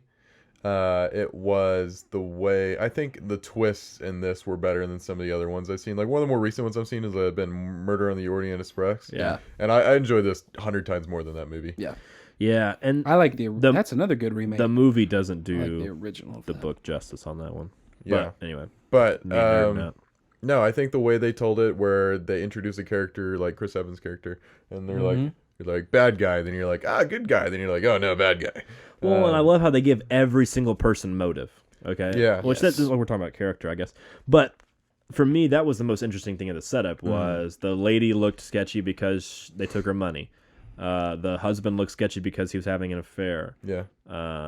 Walt was sketchy Walt because was sketchy because he was getting fired. Like everybody had their reason. We didn't know why Chris Evans was sketchy, but he looked sketchy because he left. 'Cause he wasn't he there. left early, and he wasn't at the funeral. So yeah, everybody had their motive and had their kind of angle. But It's another Ana de Armas movie. It's the third one we've talked about. I know. Yeah. That's why I said it was a theme. Well, hey, we're gonna talk about James Bond too. So I think it was murder mystery, yes, but it's not your typical murder mystery. So I mean, I was definitely right. I was prepared to go like a 4, but I think a 6 is pretty good. But Yeah, no, I'm with you. But Paul, I know you gave this movie a 5 out of 5 on Letterboxd, so I'm interested to see what you have to say. Okay, so I am going to probably disagree a lot on certain points. Yes, murder mystery, easily, duh, for sure. But I think it was so different. Mm-hmm. A lot of murder mysteries now are made recently are direct correlations to something in the past. Yeah. Yeah. Like Murder on the Orient Express is a remake. Right. So, It's a remake of a book. yeah. So there's a book and a movie. And a another- movie. Yeah. But Yeah. where this one, No, I'm with you. with those original screenplay. like you said, of the characters from the moment they come on screen, within 30 seconds you're like, oh, they did it. And then you get to the next person. I think that tipped the scales for this movie for me. How back and forth it was. Of how good it made the movie. But yes, it was back and forth, but of how good the movie was. And I just liked a lot of the decisions made of like how when it was also a great way to introduce all the characters. No joke. Of saying, what was it flashed their names up like Walt, I don't remember their names now. That's crazy. There's a lot of 'Cause characters. I actually Right. didn't get to rewatch so many it, so I characters. watched it like a couple of weeks ago. But like the daughter, the husband, Walt. I don't know why I remember his name, but Walt. That's the only person's name we know. but like and then the dad. I mean, even at certain points, you're like, because it was different enough of where the dad, like this was his thing, like was. Because all the stuff around the house is all murder mystery. Yeah. The big the knife house circle. being really cool. Yeah. So I gave this section a 10. Yes, it Interesting. was but I feel like all of these other things made this movie tip into the positive category. I get you. For me because of, and with most movies like this, again, you start, detective comes in, which again, he's the main detective is kind of in the back. He Hitting the comes piano, in and that's he cool. and he like tells you, the little like The hitting little- the key, yeah, like that when it was getting boring or Off he's topic. like off top, bing, and then to I just love people- jolt you back. Every single one of the characters goes. Right. And they Yeah. look over there at him. Yeah. Yeah. Like, who's that? And then just the kind of the way that was broken up too, of like they would segue into different Yeah. people's stories. I don't know. I'm with you. I loved it. I think I agree with you on basically everything you said. I think I put those points other Somewhere places. else. For me, that's how I kind of did But, that. But and I think a lot of it too was for me was the dad of how I like Harlan. he writes all these murder mysteries and things like that, and That's an interesting take. Interesting take and things like that. Okay, we got Ransom, Marta, Linda, Walt, Richard, Joni, Harlan, Meg, and then the minor characters. But that's just the name of the characters. I just wanted to know off the top of my head. No, you're good. About to talk about characters. Okay, so for characters, I had a hard time scoring this section. I really, really like some of the characters, and I was just kind of like, on a bunch of them. Not a bunch of them, on some of them. So I love Daniel Craig. Yeah. Loved Daniel. He was so good. Loved his accent. It took me a hot minute to get into it. It did. The first time. CSI KFC. Dude, but I was in. Whenever he says, I suspect there's foul play. I was like, oh my gosh, how many times did he say that before he nailed it? Like, that was so good. He just killed it. It was so good. Oh my gosh. At the very first couple of times he talked, I thought of the episode of The Office where they do the Southern accent Oh like my that. gosh, that's one of my favorite scenes in the whole show. Southern draw. Is Creed walks in. Like molasses slipping out of your mouth. Creed walks in and Michael's like, Creed, thanks for showing up. There's been a murder and you're a chief suspect. He goes, boss, let me go settle in. And it just cuts in the parking lot and you hear, and he pulls out of the parking lot. Yes. Oh my god. Because they're doing the murder mystery in the office. Funny. Yeah. Anyway, love that scene. That episode's amazing. Okay, so I loved Daniel Craig. He was so funny, but he was also smart. He was really, really good at his job. Yes. We find out at the end of the movie that he knew Marta was involved, whether she killed him or not, the whole time, which I think is interesting that we find that out at the end. Spoilers, man. Whoa. Okay, whoa. I'm assuming that people have watched the movie. You kind of have to. Yes. I mean, we're Marta reviewing is it. involved, whether... Oh, yeah. I didn't mean, she's the reveal- first person on screen, Yeah, so you no know doubt. she's involved somewhere. No doubt. Yeah. She's definitely the main character other than Daniel Craig, which we can talk about who the main character is here in a second. But so I love Daniel Craig. Yeah. I did not like Marta. Like, I liked her. Like, she was a nice person and she was fine, but like she was so just there. Like, she was so passive and like just She was the Robin to the Batman. yeah, didn't do much for me. She was just kind of tagging along. Well, even she's the one that killed him. Bum, bum, Well, bum. and we'll get to that here in a second in plot. I feel like Oh, but did she? well, we'll talk about that in plot. But for me, like, She did. I hate it when movies do that, when they say this is the main character, this is the hero, and then they kind of hide them off to the side or hide them in the background. I hate it when that happens. And obviously, okay, we can argue about this right now if you want to. Who is the main character? Like, It was her. I think she's the main character, Yeah. and then Daniel Craig is just like the guy who Okay. carries the movie. So If that makes sense. But- yeah, and it might be a bit more of kind of like a main character versus who's the protagonist of the movie. Yeah, and that's true Yeah. too. So for she's sure. the main character, but he's like the He's the protagonist. actual hero. Yeah. Yeah. That's interesting. That's an interesting take. So anyway, we can talk about them more here in a second when you guys talk about it, because I want to hear y'all's thoughts. But Chris Evans for me was like, meh. Like, I love Chris Evans. Captain America. It's not his fault, Human Torch, come on. but his Human Torch. Iconic. Oh, rip. Anyways, yeah, like, he was okay. Like, I didn't really like, his character was just meh for me. He was funny. I loved Walt. I thought Walt's character was my favorite side character because he was so dark and creepy and mysterious the whole time. I thought he was the killer, like, to the end. I was like, Walt killed him somehow. Like, the scene whenever she's outside her door and he's walking at her and they keep doing that shot of the cane hitting the floor. You know what I'm talking about? Yeah. I was like, oh my god, he's so creepy. Yeah. I thought he did it. So he was awesome. I thought like the great grandma did it that was in the wheelchair. Oh, yeah. I was like, That's I'm like, this amazing. is getting too ridiculous. That's She did it. amazing. Okay, so There- I liked bring him. that up in a minute. I liked Richard. He was kind of a fun character who was just kind of there, like, just, you know, enjoying life. Yeah. I liked Harlan. He was a fun character. I liked the two ladies, Joni and Linda. They were both fun, especially Joni. Joni loves Chachi. But I gave this section a 7, and I didn't really know. Like I said, this was extremely hard for me to score. I didn't even score it until we started talking, because like I literally didn't know how to go, which route to go. I loved Daniel Craig, and I liked Walt, but the other characters for me were like good, but the other ones were like meh, and I didn't know where to go. So I ended up on a 7, which is kind of like a cop-out answer. It's like the fence, right? But that's So where I you land. docked it because of the side characters not being all that great. Okay, the side characters not being all that great, like compelling, I should say. Okay, not great, okay. because all the acting was phenomenal. They Yeah. killed it. It Yeah. was so entertaining. Yeah. But Jamie I Lee didn't Curtis? really go for those characters, if you know what I mean. Like Walt was for me like every time he was on screen, I was like, he is so good.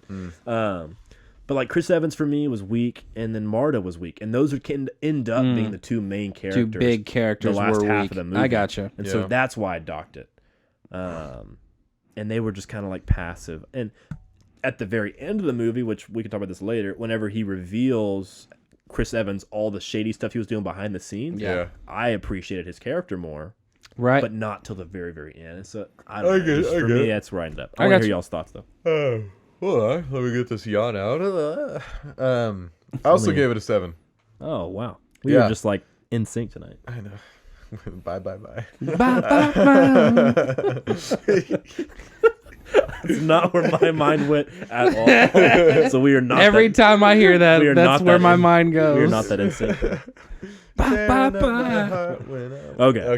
Back to sorry. I could do sing stuff all day. Oh my gosh. But I feel like it's like 2 a.m, guys. That's how I feel right now. 8:45, 8:48. 8:48. All right. So I docked this section because I actually liked Marta. She was there to be like the character, like, oh, she could never do anything wrong. Like she was almost deception, and then they make you think that she did do something wrong. But then you're like, oh, she didn't do anything wrong. And so she was there as everyone's a plot device in this. It's like everyone's used in it for some point. So I like that. That's why I didn't go any lower. I think my thing is everyone was just kind of the same throughout the whole movie. Yeah. Because Marta's, she's her whole like innocent self the whole time. Daniel Craig, I mean, no lie, the characters are awesome and great. But there's no development. But there's any of them. like Daniel Craig's his awesome self the whole movie. Again, favorite character. And then Chris Evans, I don't know. Would you say he's changed, or he's shady the whole way through, because you find out he was being shady still, right? I think so he's shady the whole way through. Well, and he's a jerk the whole time. Yeah. But he is funny. That is true. But all the characters, all the characters are what they needed to be. It's almost like when we do our cinematic elephants. I have said that multiple times. I'm just gonna start saying that. We need to change it. Cinematic elephants. Inside joke. Yeah. But it's almost like whenever we give that like a 7, you're like, there was nothing crazy, there was nothing bad. They were what they needed to be, and it was successful. So I think when it's that case, that's when something deserves a 7. And I think that's what these people are. They were what they needed to be to move the plot into places where it needed to be, make you believe certain pieces of the plot, because they all play ultimately to the plot's a murder mystery. You can generally have an idea in your head like something's amiss here, like you can predict some plot points, I think, but these characters did a good job of altering those in some ways and sending it down different paths. And I guess that's kind of my point, but I think a 7 is pretty good. Favorite character besides Daniel Craig? Mine's Walt, probably. Mine was probably Chris Evans. Interesting. Yeah. Interesting. I just liked him just being just a jerk the whole time. I love whenever he walks in at the will reading and he's like eating the crackers. He's like, we should do this more often. He's laughing. Yeah, they're all cussing him out. Mm-hmm. Why weren't you? He's just chilling. Yeah. Okay. Paul, what'd you think? So, for me, the characters... very, very similar to what you said. Of Daniel Craig was amazing. I mean, there's no argument with that point at all. His just being in the background, like we said earlier, but then coming out strong and saying all this stuff and being very Sherlock Holmesy of noticing very minuscule things that you wouldn't think, like the mud and things like that. I even kind of liked the 2 other detectives that were with him. I did too. They were fun side characters. They were funny, like, because there's the one guy that was like the main detective that was for that police department. Yeah, and he's kind of like, it was clearly suicide or whatever. It was, only way that would have worked out was the blood and all this, and he's like, nah. He was right the whole time. Oh, I mean, yeah. And then you got the other the partner that was like funny. Just goofy. He was like a fan of everything, and so I think that helped. And then Marta's character, she was oddly side, like I said, Robin to Batman, but I actually like that, and I think it may be more of a plot thing, kind of like you're saying. Everybody played a piece. Mm-hmm. So this just came to my head. The comparison that I think of when I think of this movie is Fury, with Brad Pitt and I forget that actor's name. The guy who's like the main character in that movie. Oh, I don't know the like the actor's kid. name. The young guy. Yeah, You know what I'm talking about? Yeah. Like Yeah. that is what I picture in my head. Like Brad Pitt is Daniel Like Craig. a mentor almost, Yeah, kind and of Brad thing. Pitt is Daniel Craig. He's like the one. Like, that makes a lot of sense. That's a good point. Does that make sense? Like, Yeah. you see where I'm coming from? And so I feel like Marta is that character. Like, Logan she is Lerman. the hero, or not the hero. She's the main character. Yeah, Because it's about her. right. But she's not the protagonist, not the hero. Norman Yeah. was his name. Norman, yeah. Anyway, that's just a comparison. No, that yeah, comes in that's my perfect. head. That's good. And so I think, like, that was my biggest problem, was having her as that character. And she's just along for the ride, you know?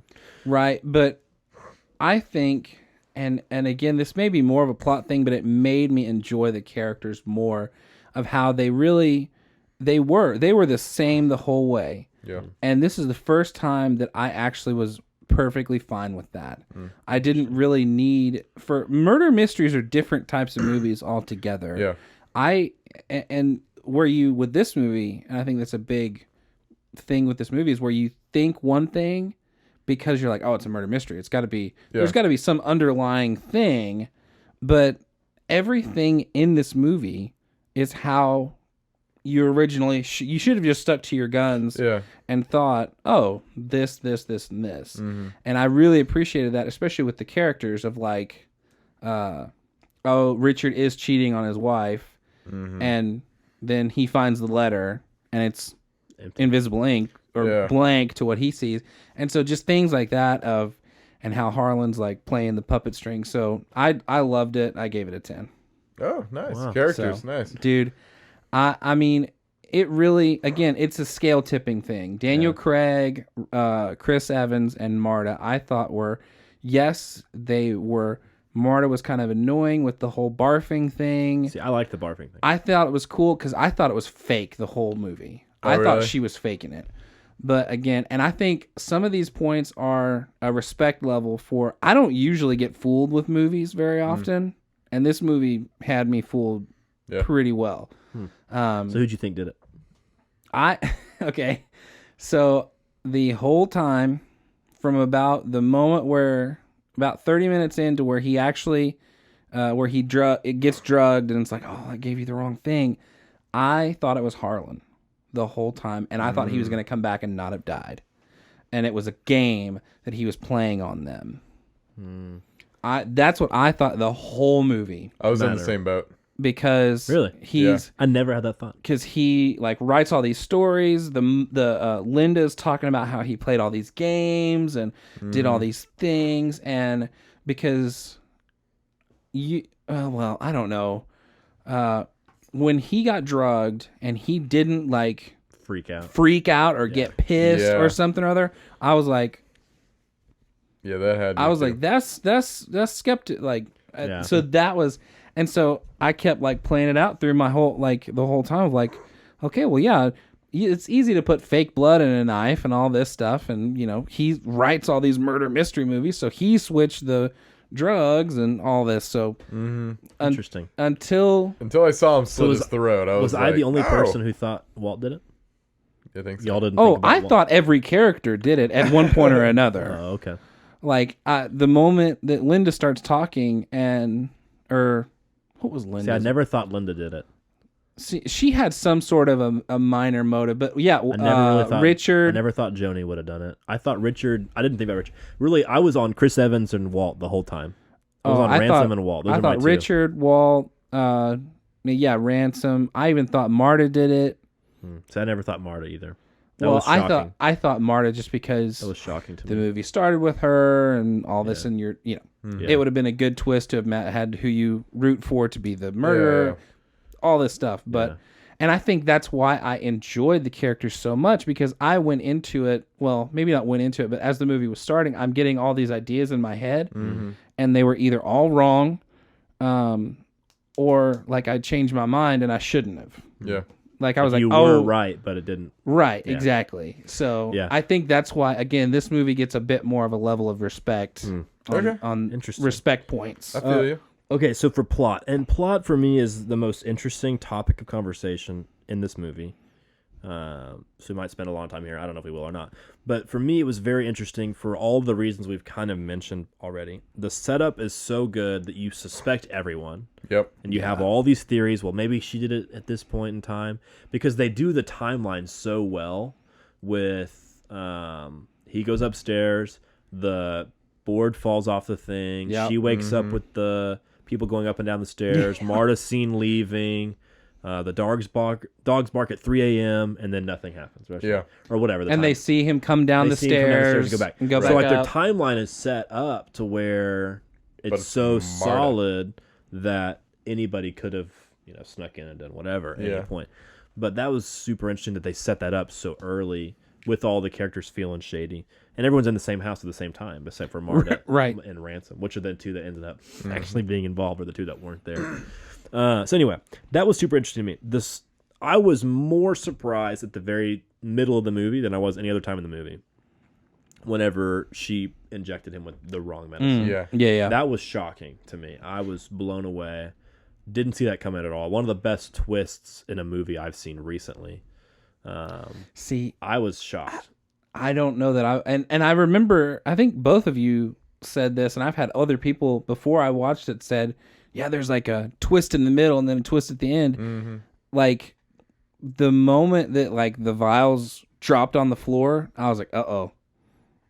See, I thought something was wrong, but then to realize that she actually was the murderer at that point in the movie. Mm-hmm. Right. I was like, holy cow. Like, that's crazy to me. That's fair. It wasn't necessarily the method. It was the holy cow, she actually did it. Like, that and then was it's like shocking. A cover up. Okay. And it turned into the cover up thing. I gotcha. That was what was shocking to me. Blew me away. I was literally like, holy cow, I cannot believe that just happened. Yep. Anyway, in the middle, I don't want to say boring. It doesn't get boring. It gets pretty slow. I think the scenes where she goes back to like her house for a while, like her own house, are pretty boring. It gets slow in the middle. Yeah. And that's because we know who the murderer is. So the biggest risk this movie takes is to tell us who the murderer is, right? Mm-hmm. Yeah. Typical murder mystery setup, 2-hour-long movie. At 1:50, we reveal who the murderer is, and then the fallout happens, right? This movie's different. It tells you who it is 45 minutes in, and then spends an hour and 15 telling you all the background to all of that. Uh-huh. So it was a huge risk that they took, in my opinion. And it worked out in a lot of ways, but for me, the biggest weakness in the plot is that 20 to 30 minute window directly after that. Whenever she's trying to figure out how to handle things, she's trying to cover herself up and all. I just was like, I don't know. It was fine, but it wasn't like as good as the rest of the movie. The double twist at the end with finding out that Chris Evans killed him by injecting him, but then actually finding out the toxicology report that he wasn't poisoned at all. Right. And then finding out that Fran is alive and that he's not guilty of anything. Yeah. And then him confessing to it, and then her barfing on him, and then him obviously confessing that he did kill her because she actually is dead. Like that double twist within 5 minutes of each other. Yeah, that was really, really cool. Mm-hmm. I really liked that at the end. That was very good. I was really surprised by that. I thought that was very interesting. The very, very end with the resolution, whenever they all leave and she's sitting up there with her coffee. With the coffee mug from the very beginning. It's pretty good. Yeah. But anyway, I gave house. Yeah, I gave this section a 7. And again, I ended up in the middle. I ended up on the fence because I really, really loved parts of the plot of this movie. And there were some super strong moments. Like I said, the 2 twists were huge. They were awesome. Yeah. Big fan. But the more I thought about the actual plot, it was kind of like there were chunks that were just like, meh. Like, whenever she runs off with Ransom after the will, like that whole like 15 or 20 minute like bit. The diner and everything. Yeah, I was just like, I don't really care. And then Meg calls her, and I was, I just like get on with it, you know. So I ended up with a 7. I took the easy way out a lot on these 2 sections on character and plot. I was just like, I don't really know. It could be higher, could be lower. I thought about before we started recording. I thought about leaving my scores blank and having you guys two argue, and then me scoring mine after y'all argued. Okay. But I didn't do that because that Maybe felt like a cop out. That would have been interesting, but maybe some other show. Do a live rating. That maybe some other time. But I thought about doing that tonight, but I didn't. 7 for me feels about right. Honestly, I probably would bump it to an 8 just because those 2 twists were so good. But that's where about where I ended up. I gave this section a 9. Wow. I liked it, man. I mean, I will admit, I did dock it because it was slow in a couple sections. In that middle there. section. It was a little slow there, but still, like, even the point where they're sitting at the diner and Chris Evans, like, I just made you eat 2 bowls of beans and chowder or whatever. Yeah, I thought that was really interesting scene. I thought that, the twists in the middle kept getting me. I'd be like, so I had my top 3 for killers, and I was like, it's one of those 3 for sure. And in the end, I was right. Who'd you have? It was Chris Evans' character. Ransom. It was Ransom. It was Marta. Walt. And then it was I think I was the person who thought it was Walt. I think it was the son that was supposed to inherit like the book stuff. Walt. Yeah, Walt. Yeah, let's go. It was those Let's 3. go. Okay, it was that's who those I 3. had. That's who I had. I had Walt and Ransom. I never thought Marta. And then it ended up being one of those 3, and so like I was like, all right, cool. So just bumped it to an 8. You just bumped it to an 8? Oh, look at you go. I'm a huge fan. I love this movie. I really liked it, and the twists were, for me, that was the big selling point. And that's what you want in a murder mystery movie, is you want to be fooled, like Paul said. You want that big twist in the end, and they gave that to you twice, if not 3 times. So to me, the twists weren't predictable like they are in some other ones. Like this one, I think Ryan Johnson did a great job of making these twists not predictable. What? I know. I will. Luke said Ryan Johnson did a good job. He did a good job. Hey, he did do a good job. Because like you'd get the twist, you're like, all right, like I was twisted, but then he'd do it in such a. They would come back and do it in such a different way or weird way, and it was just like, oh dang, like that was good, like good job. And then like, what did you think about the fake knife? The fake knife, I thought that was awesome. I mean, dude, I thought that was cool. Did you see that I knew it was a fake knife. Really? See, I thought it was a fake knife the whole time. I saw it coming. But I mean, okay, maybe like a part of me was Because I was I legit only- like, oh crap, she's dead. I only thought that because earlier in the movie he said some people can't tell the difference between a stage prop and a real knife. Yeah, I remember that. Remember that scene? Yep. I remember that scene, and the whole movie they had that knife thing, that circle, and I was like, somebody's gonna pull one of those knives and try to kill somebody, and it's gonna be a stage prop. And I Chris waited. Evans. Yeah, right there. Loved that, and so I saw that coming too, but I loved it anyway. I still knew that was gonna happen. I still loved it because he tried to kill her. Yeah. So add murder and attempted murder. Like, come on, let's go. So. I did also think that when the moment he realized it was fake, I thought she was gonna barf in his face. Right. See, I thought that would have been so funny. I thought at the end, whenever he realized it was fake, that he was gonna pull another knife and go for that. Just keep going. To go through all the knives, they're all fake. Yeah, just No, one of these is gonna be real. I kept waiting for Daniel Craig just like full blown like James Bond tackle him out of there. Yeah. Well, Just and never see, happened. I think you're right because he figured out they were all fake quickly, probably. Yeah. Because he figured out a lot of crap. He was very smart. So okay, go back to character just for a hot second. Okay. Oh, He are was- we gonna bump up character? To No, 8? no. He bumped it up to an 8, right? No, not No, character. he bumped plot up up plot. to Character for me. Okay, so Daniel Craig's character is so interesting because he's so smart and he's so good, Yeah. but he's very subtle.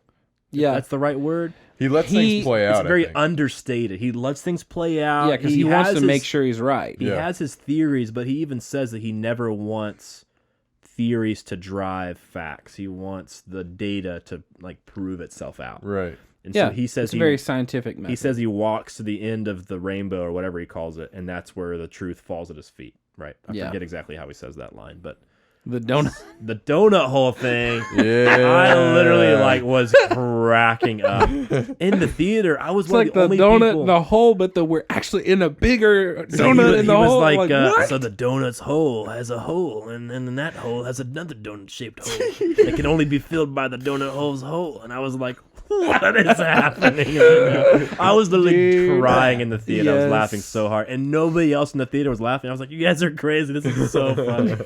But anyway, yeah, it's such a weird moment to have comedy because it's like the climax. It's like we're gonna have to explain everything. Yeah. It's like I kept thinking, but there's this hole shaped donut. And I was like, Because you were expecting when he started, you were like, oh, he's gonna give it all out right here. No joke. Yeah. And then you're like, he's insane. I was like, literally, he's a crazy person. It's like there's a donut-shaped size hole in the middle of this. Yeah. Well, okay. The other thing about the plot, which I think is really interesting, which I guess we're kind of going all over the place, but and it was the fact that we didn't know who hired him until the very end, and that ended up being just as big of a mystery as who killed Harlan. Mm-hmm. You know, like that played an equal role. See, and that was also why it made sense to me that Harlan did it. That was super, because Harlan was the person who paid himself, or paid the guy to figure it out. Yeah, that makes sense. So that was really interesting too, that because that was understated the whole time. Yeah, he mentions it once early on, and you never really think about it again. Mm-hmm. What'd you give it?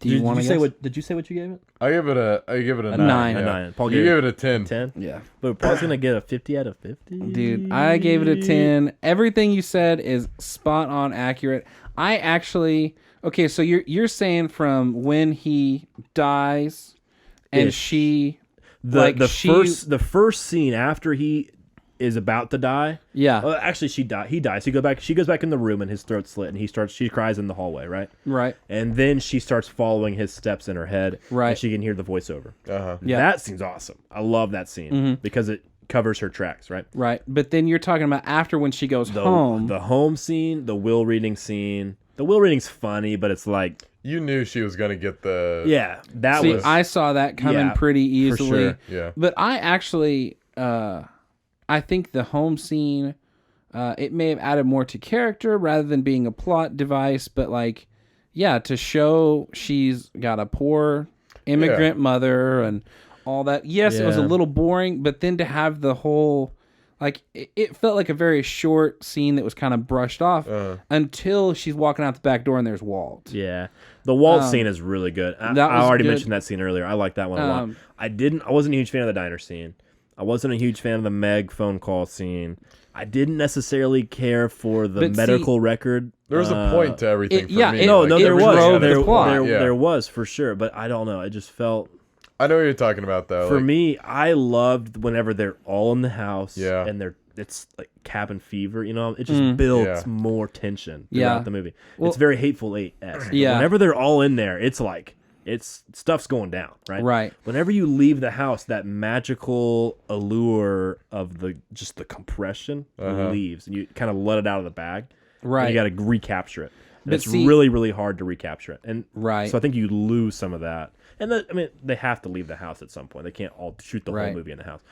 I understand. They could have, but I understand that. And I'm being very nitpicky. I like this movie a lot, but there is a little chunk in there, and I noticed it more the second time than I did the first time. First time I watched it, I would have given this movie a 45 or higher, probably out of 50, because I was just blown away. I think because you've only seen it once, right? Oh yeah. Yeah. So the second time for me is I still enjoyed it, and it's very hard to enjoy a mystery the second time because you know what happens. But I still enjoyed it a lot, But there was that section. I noticed it more this time around than I did the first time. I gotcha. I think I enjoyed it more because we added another layer with the person trying to blackmail them, like I know what you did last summer kind of feel. Right. We didn't know who it was. And we're like, wait. But again, for me, thinking this is Harlan the whole time. Again, you thought Harlan was the one who sent dude. The letter. I'm like, he's all the I thought he was strings. orchestrating at some point too. At what point we don't see Fran until the very end, right? And then that whole thing, I was like, oh dang, he killed Fran. Yeah. And all this stuff. Yeah, and so it was, I don't know. What about the great grandma though? She did it, dude. The great grandma was great. Ransom? When she's just sitting at the window. That actress is actually younger than the guy who plays Harlan. That's funny. I did not know She's supposed to be like his mom. Yeah. That's funny. It's a funny random fact that I found out on IMDb. But what'd you give it? That happens. Yeah, I gave it a 10. Wow. So you're currently sitting at a 30 out of 30. Shoot. Okay. Conflict, tension, and urgency. The conflict in this movie was phenomenal. Yep. 100%. So good. the Harlan conflict with everybody. Everybody seemed in like, the and dang family. Everyone having conflict with literally everyone else. Yep. Like they all smile at each other and they're like, ha ha ha. Everyone's got their issues with everybody. Oh yeah. And then Joni literally is just like, what?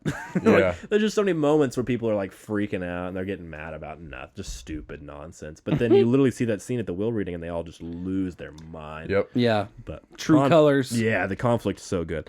Okay, the tension for me was good in moments. There's great tension in certain scenes, like I already said. It loses the allure a little bit in that middle gap. Comes back at the end for sure. And then the urgency. There's a little bit of urgency here and there, but it's kind of scattered. So I gave the section an 8, mainly because the conflict is so good. Yeah. The tension and urgency, they're not lacking. They're not poor in any, they're not terrible or weak or whatever. They're just not great. So I didn't feel like I could give it a 10. I wanted to because the conflict is so good, but I ended up with an 8. I think an 8's pretty solid for me. No, I give it an 8 as well. Like you said, the conflict was, through the roof. It was fantastic. It's really good. The tension was there in moments for sure. Like, I was feeling a lot of tension. I don't know. I was feeling tension a lot, actually. I was gonna say, think about it. I feel like, and I may start making my argument a little soon. Sorry, No, go for but it. like I feel like your thing with the middle section, I feel like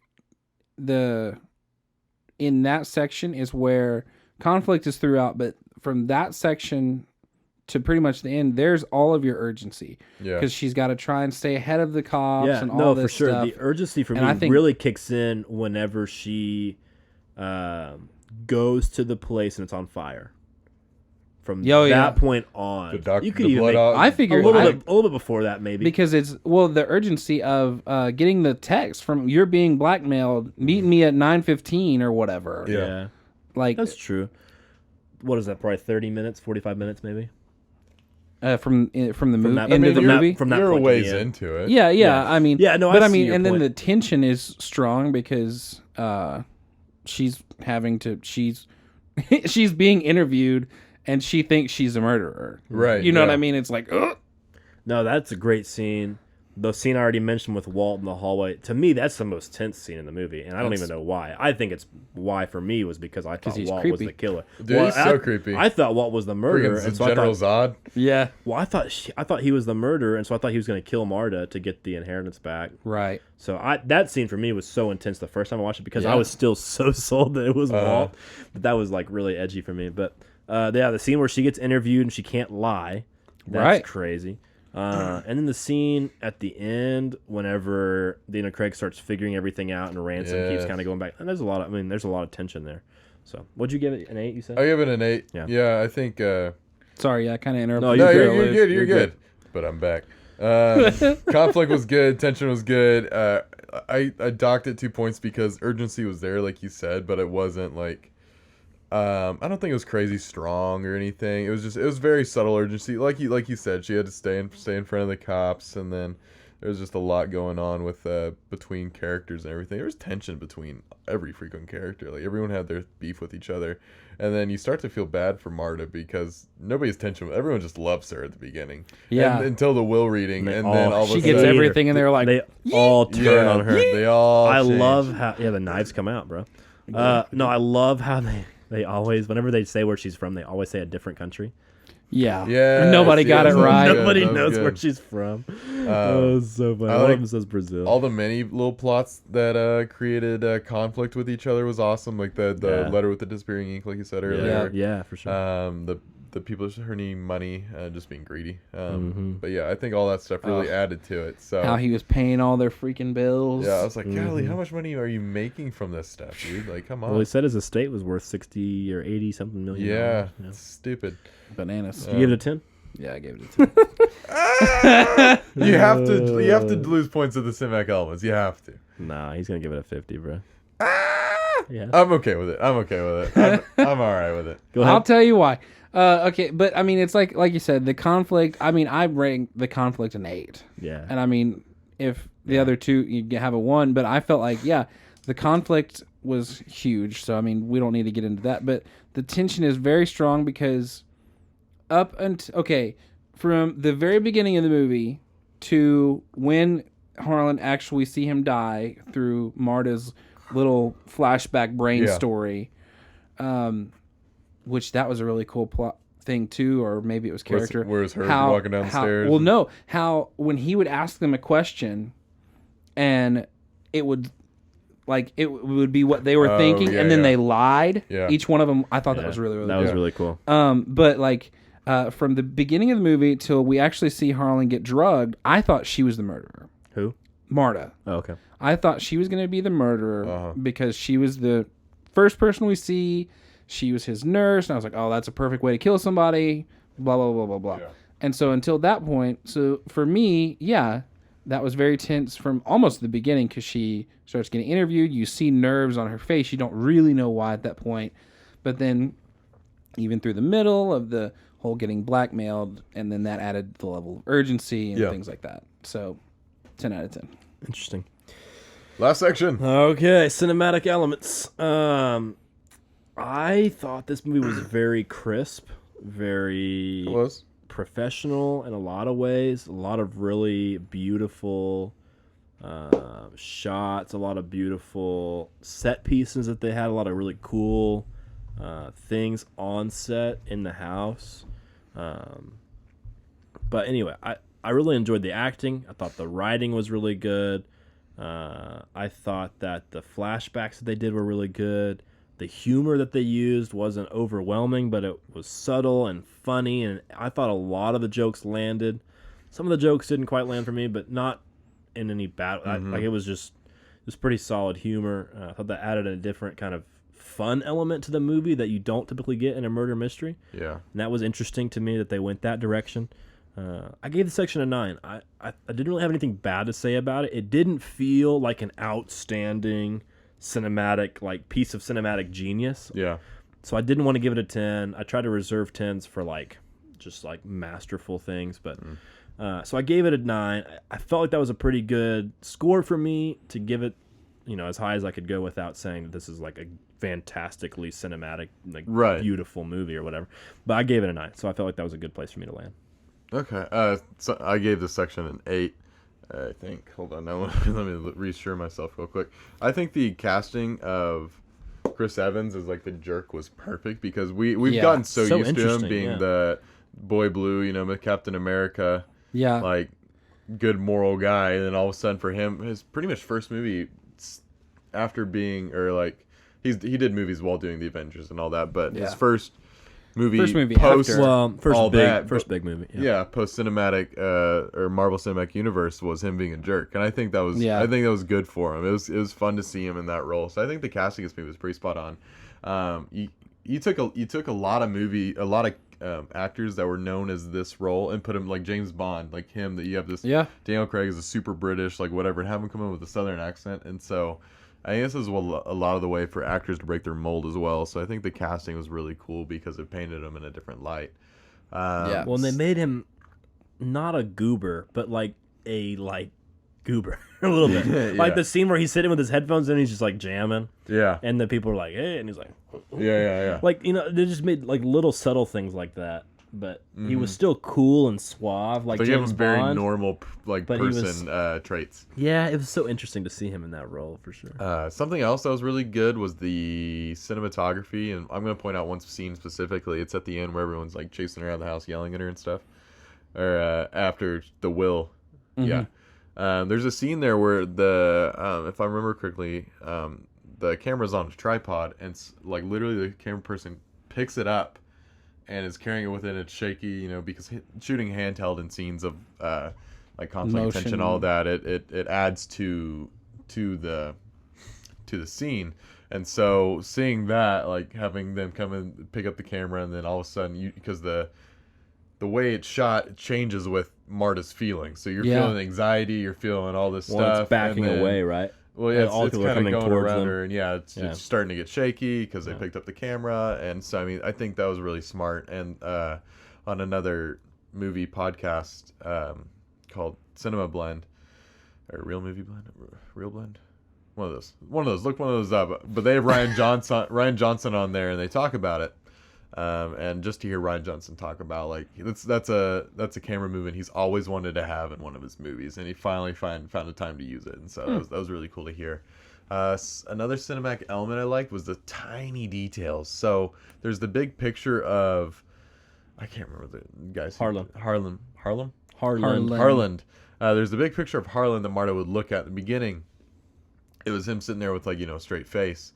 And after she'd like, won, this is a very in the movie where she looks at it again, he's got like a smirk He's on like his face. smiling. And so there's details like that in the movie that really just like, it added a cool factor to it, I think. Well, and the coffee mug at the beginning and the end. Yeah. Yeah, my coffee, my rules, my house. Right. The only thing that I noticed that bothered me, and I didn't dock a point for this. This is just like a really small thing.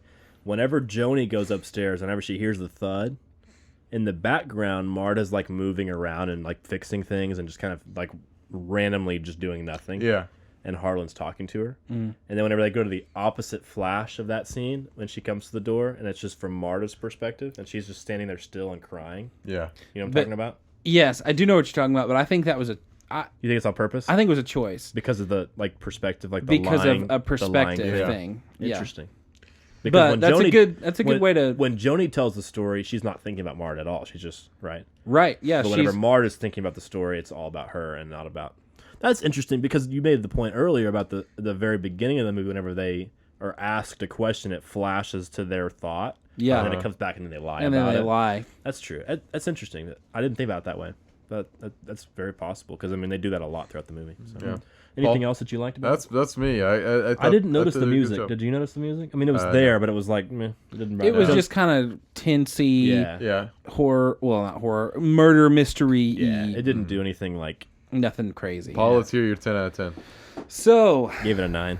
gave it a 7. No, I'm just kidding. So I highly loved the acting. Yeah. For sure. Acting was amazing. So good. And I think that but I think, because didn't Ryan Johnson write this too? He wrote and directed. I think the decisions he made as far as writing for script and even just little, like Luke said, the little things. Yeah.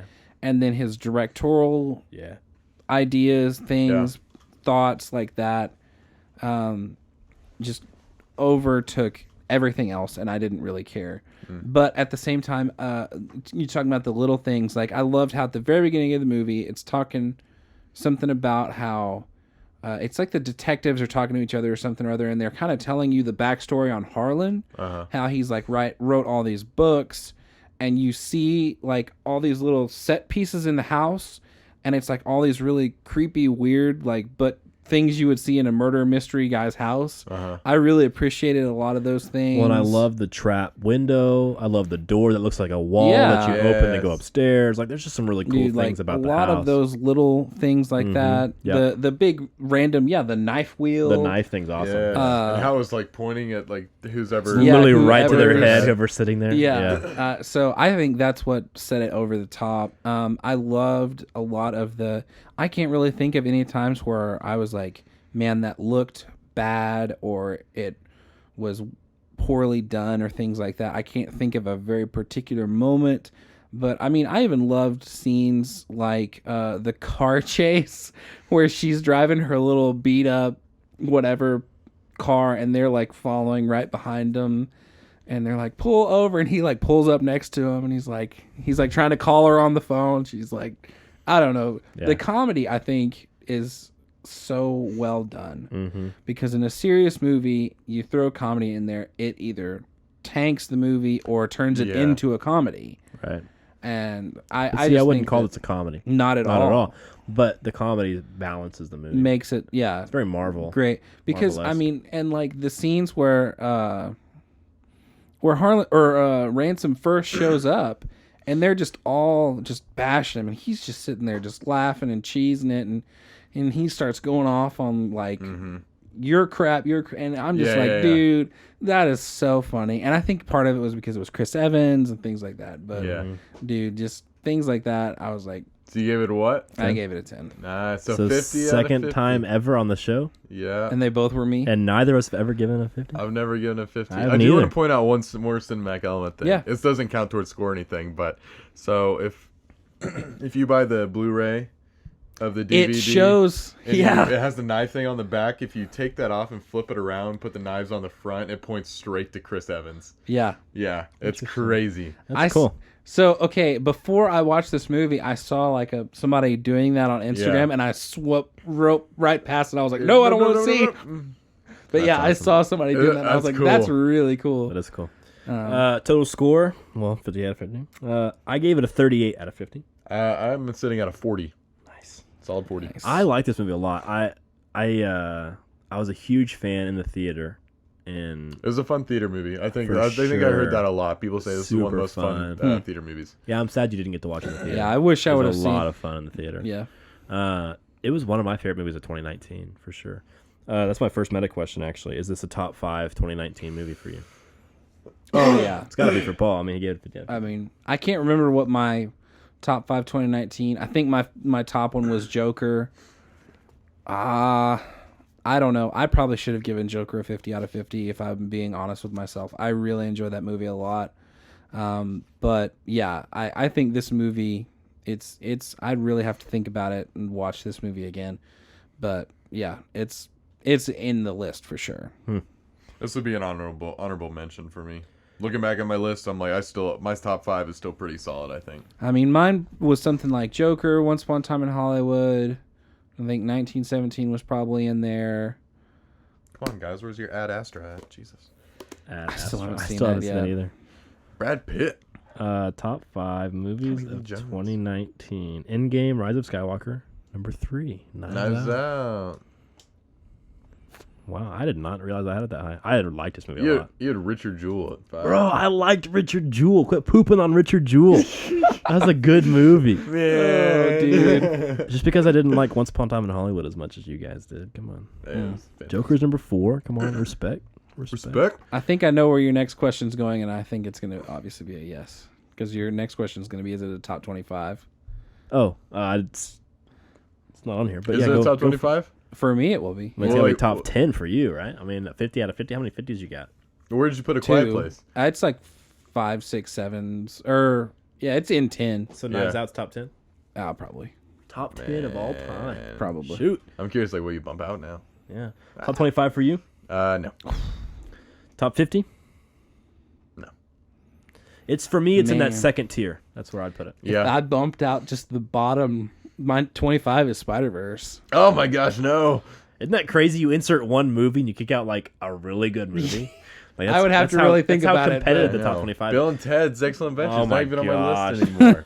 So Back for to the me, Future's coming. so tier 1 is like top 25, top 50, top 75. Movies that you watch all the time. This is tier 2 for me, for sure. For me, this is a tier 2. Like, own it, watch it every once in a while. Love this movie, recommend this movie, talk about this movie. Yeah. But it's not quite on that first tier for me Right. personally. Here's another point for me. Okay. I'm a big specific genre guy. Mm-hmm. Like westerns. Like I have like and I think there are certain genres that are dying. Yeah. Like westerns. But this is also another genre that's dying. Yeah. Is a true murder mystery. Yeah. Yeah. And so I think An that's original one. like like and Yeah, for not sure. something that's like No, a Sherlock Holmes spinoff. Or, Sherlock Holmes or like a cop movie. yeah. Things like that, like, and so I think that may be part of it too, for me, and Yeah. so that's why. I respect Ryan Johnson a lot for doing this. I Dude, mean, This that's felt like he Ryan gained Johnson's points back. this felt like kind of one of his brainchild that Yeah. he's kind of had in the attic for a while. Yeah. Like that And I he's mean, kind of been it- holding on to. To me, this just shows that Ryan Johnson should do. He's like a weird stepbrother to Chris Nolan. Chris Nolan should never do a MCU or Star Wars movie because it won't be. Right, won't work. Ryan Johnson needs to do his thing, and it's going to be phenomenal, Right. yeah. and it'll work. Yeah. so He's not a franchise guy. I he's don't not think. a. Even though they're gonna make the second one. I was gonna say unless it was They've a, already- his franchise. Well, they've Yeah. already made If the he- sequel, yeah, or Right. they're working on the sequel. Yeah, so like if he was inserted into another franchise, Mm-hmm. yeah, it's not gonna work out. hey, Chris Nolan, one of the best franchises of all time. Yeah, but I'm No, I okay. know- Can I you know- no, I'm you just kidding. imagine I'm just Really? pulling your leg. a Chris But- Nolan MCU No, movie? 100%. Like, well, the MCU is so unique. Like, Uh oh, you just what? he's gonna make the argument for Chris Nolan MCU movie. No. He should direct Doctor No. Strange too. No. I don't want Chris who Nolan is? to touch. Sam Raimi. I saw that. I don't want Chris Spider-Man's Nolan to touch making an appearance. MCU. But I also heard that the next Spider-Man movie they're going to make is going to be a Spider-Verse movie with Andrew Garfield, Tobey Maguire, and Tom I've Holland heard a all in lot it. of rumors. That'd be crazy. I think it should be But- I think they should put Venom in it. But That'd be cool. Venom, Anyway, yeah, no, and I don't Carnage. think. I don't Yeah. think. I don't think Chris Nolan needs to touch Star Wars or. A lot of people want him to make a James Bond movie. I would love for him to see. I would love to see Rian a Nolan Johnson could Star Wars do- trilogy. Chris Nolan. Yeah. I would be so down for that. Think if he directed the prequels.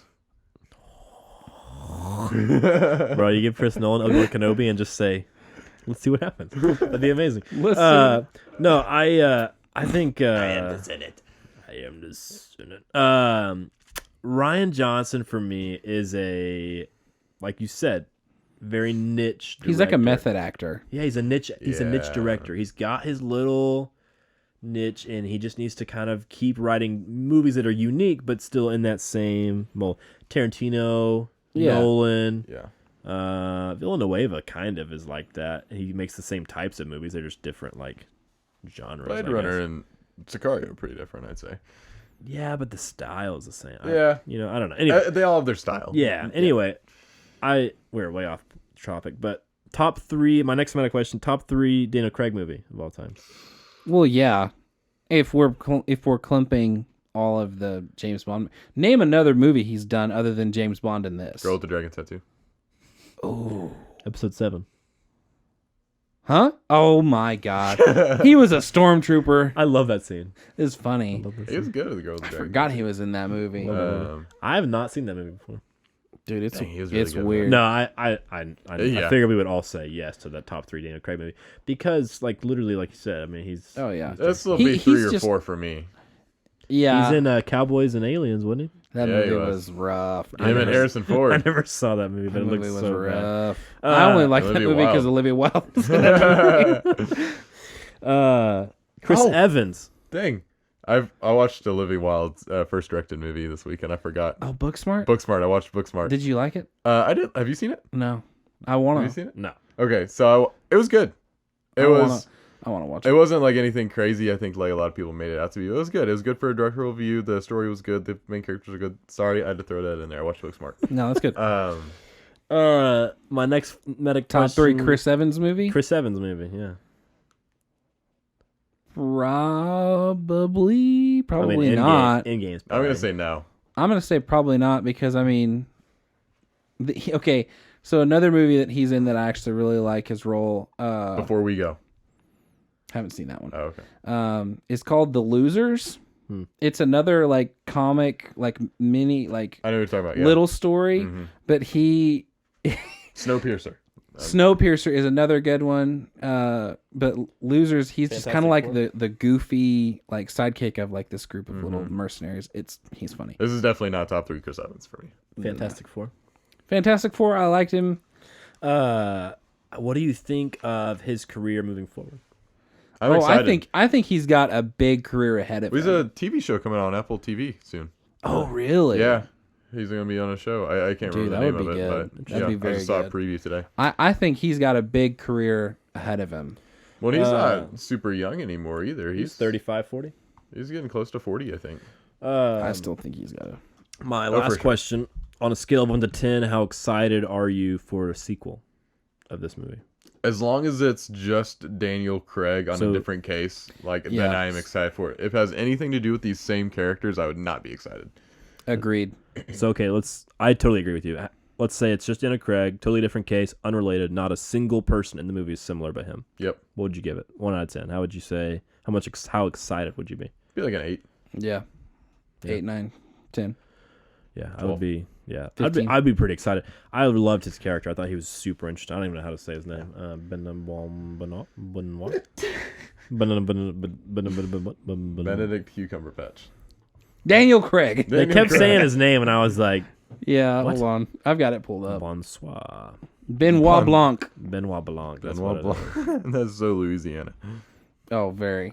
I suspect foul I don't know. I could get behind it I if say like that sometimes just for fun because it's so much fun to say.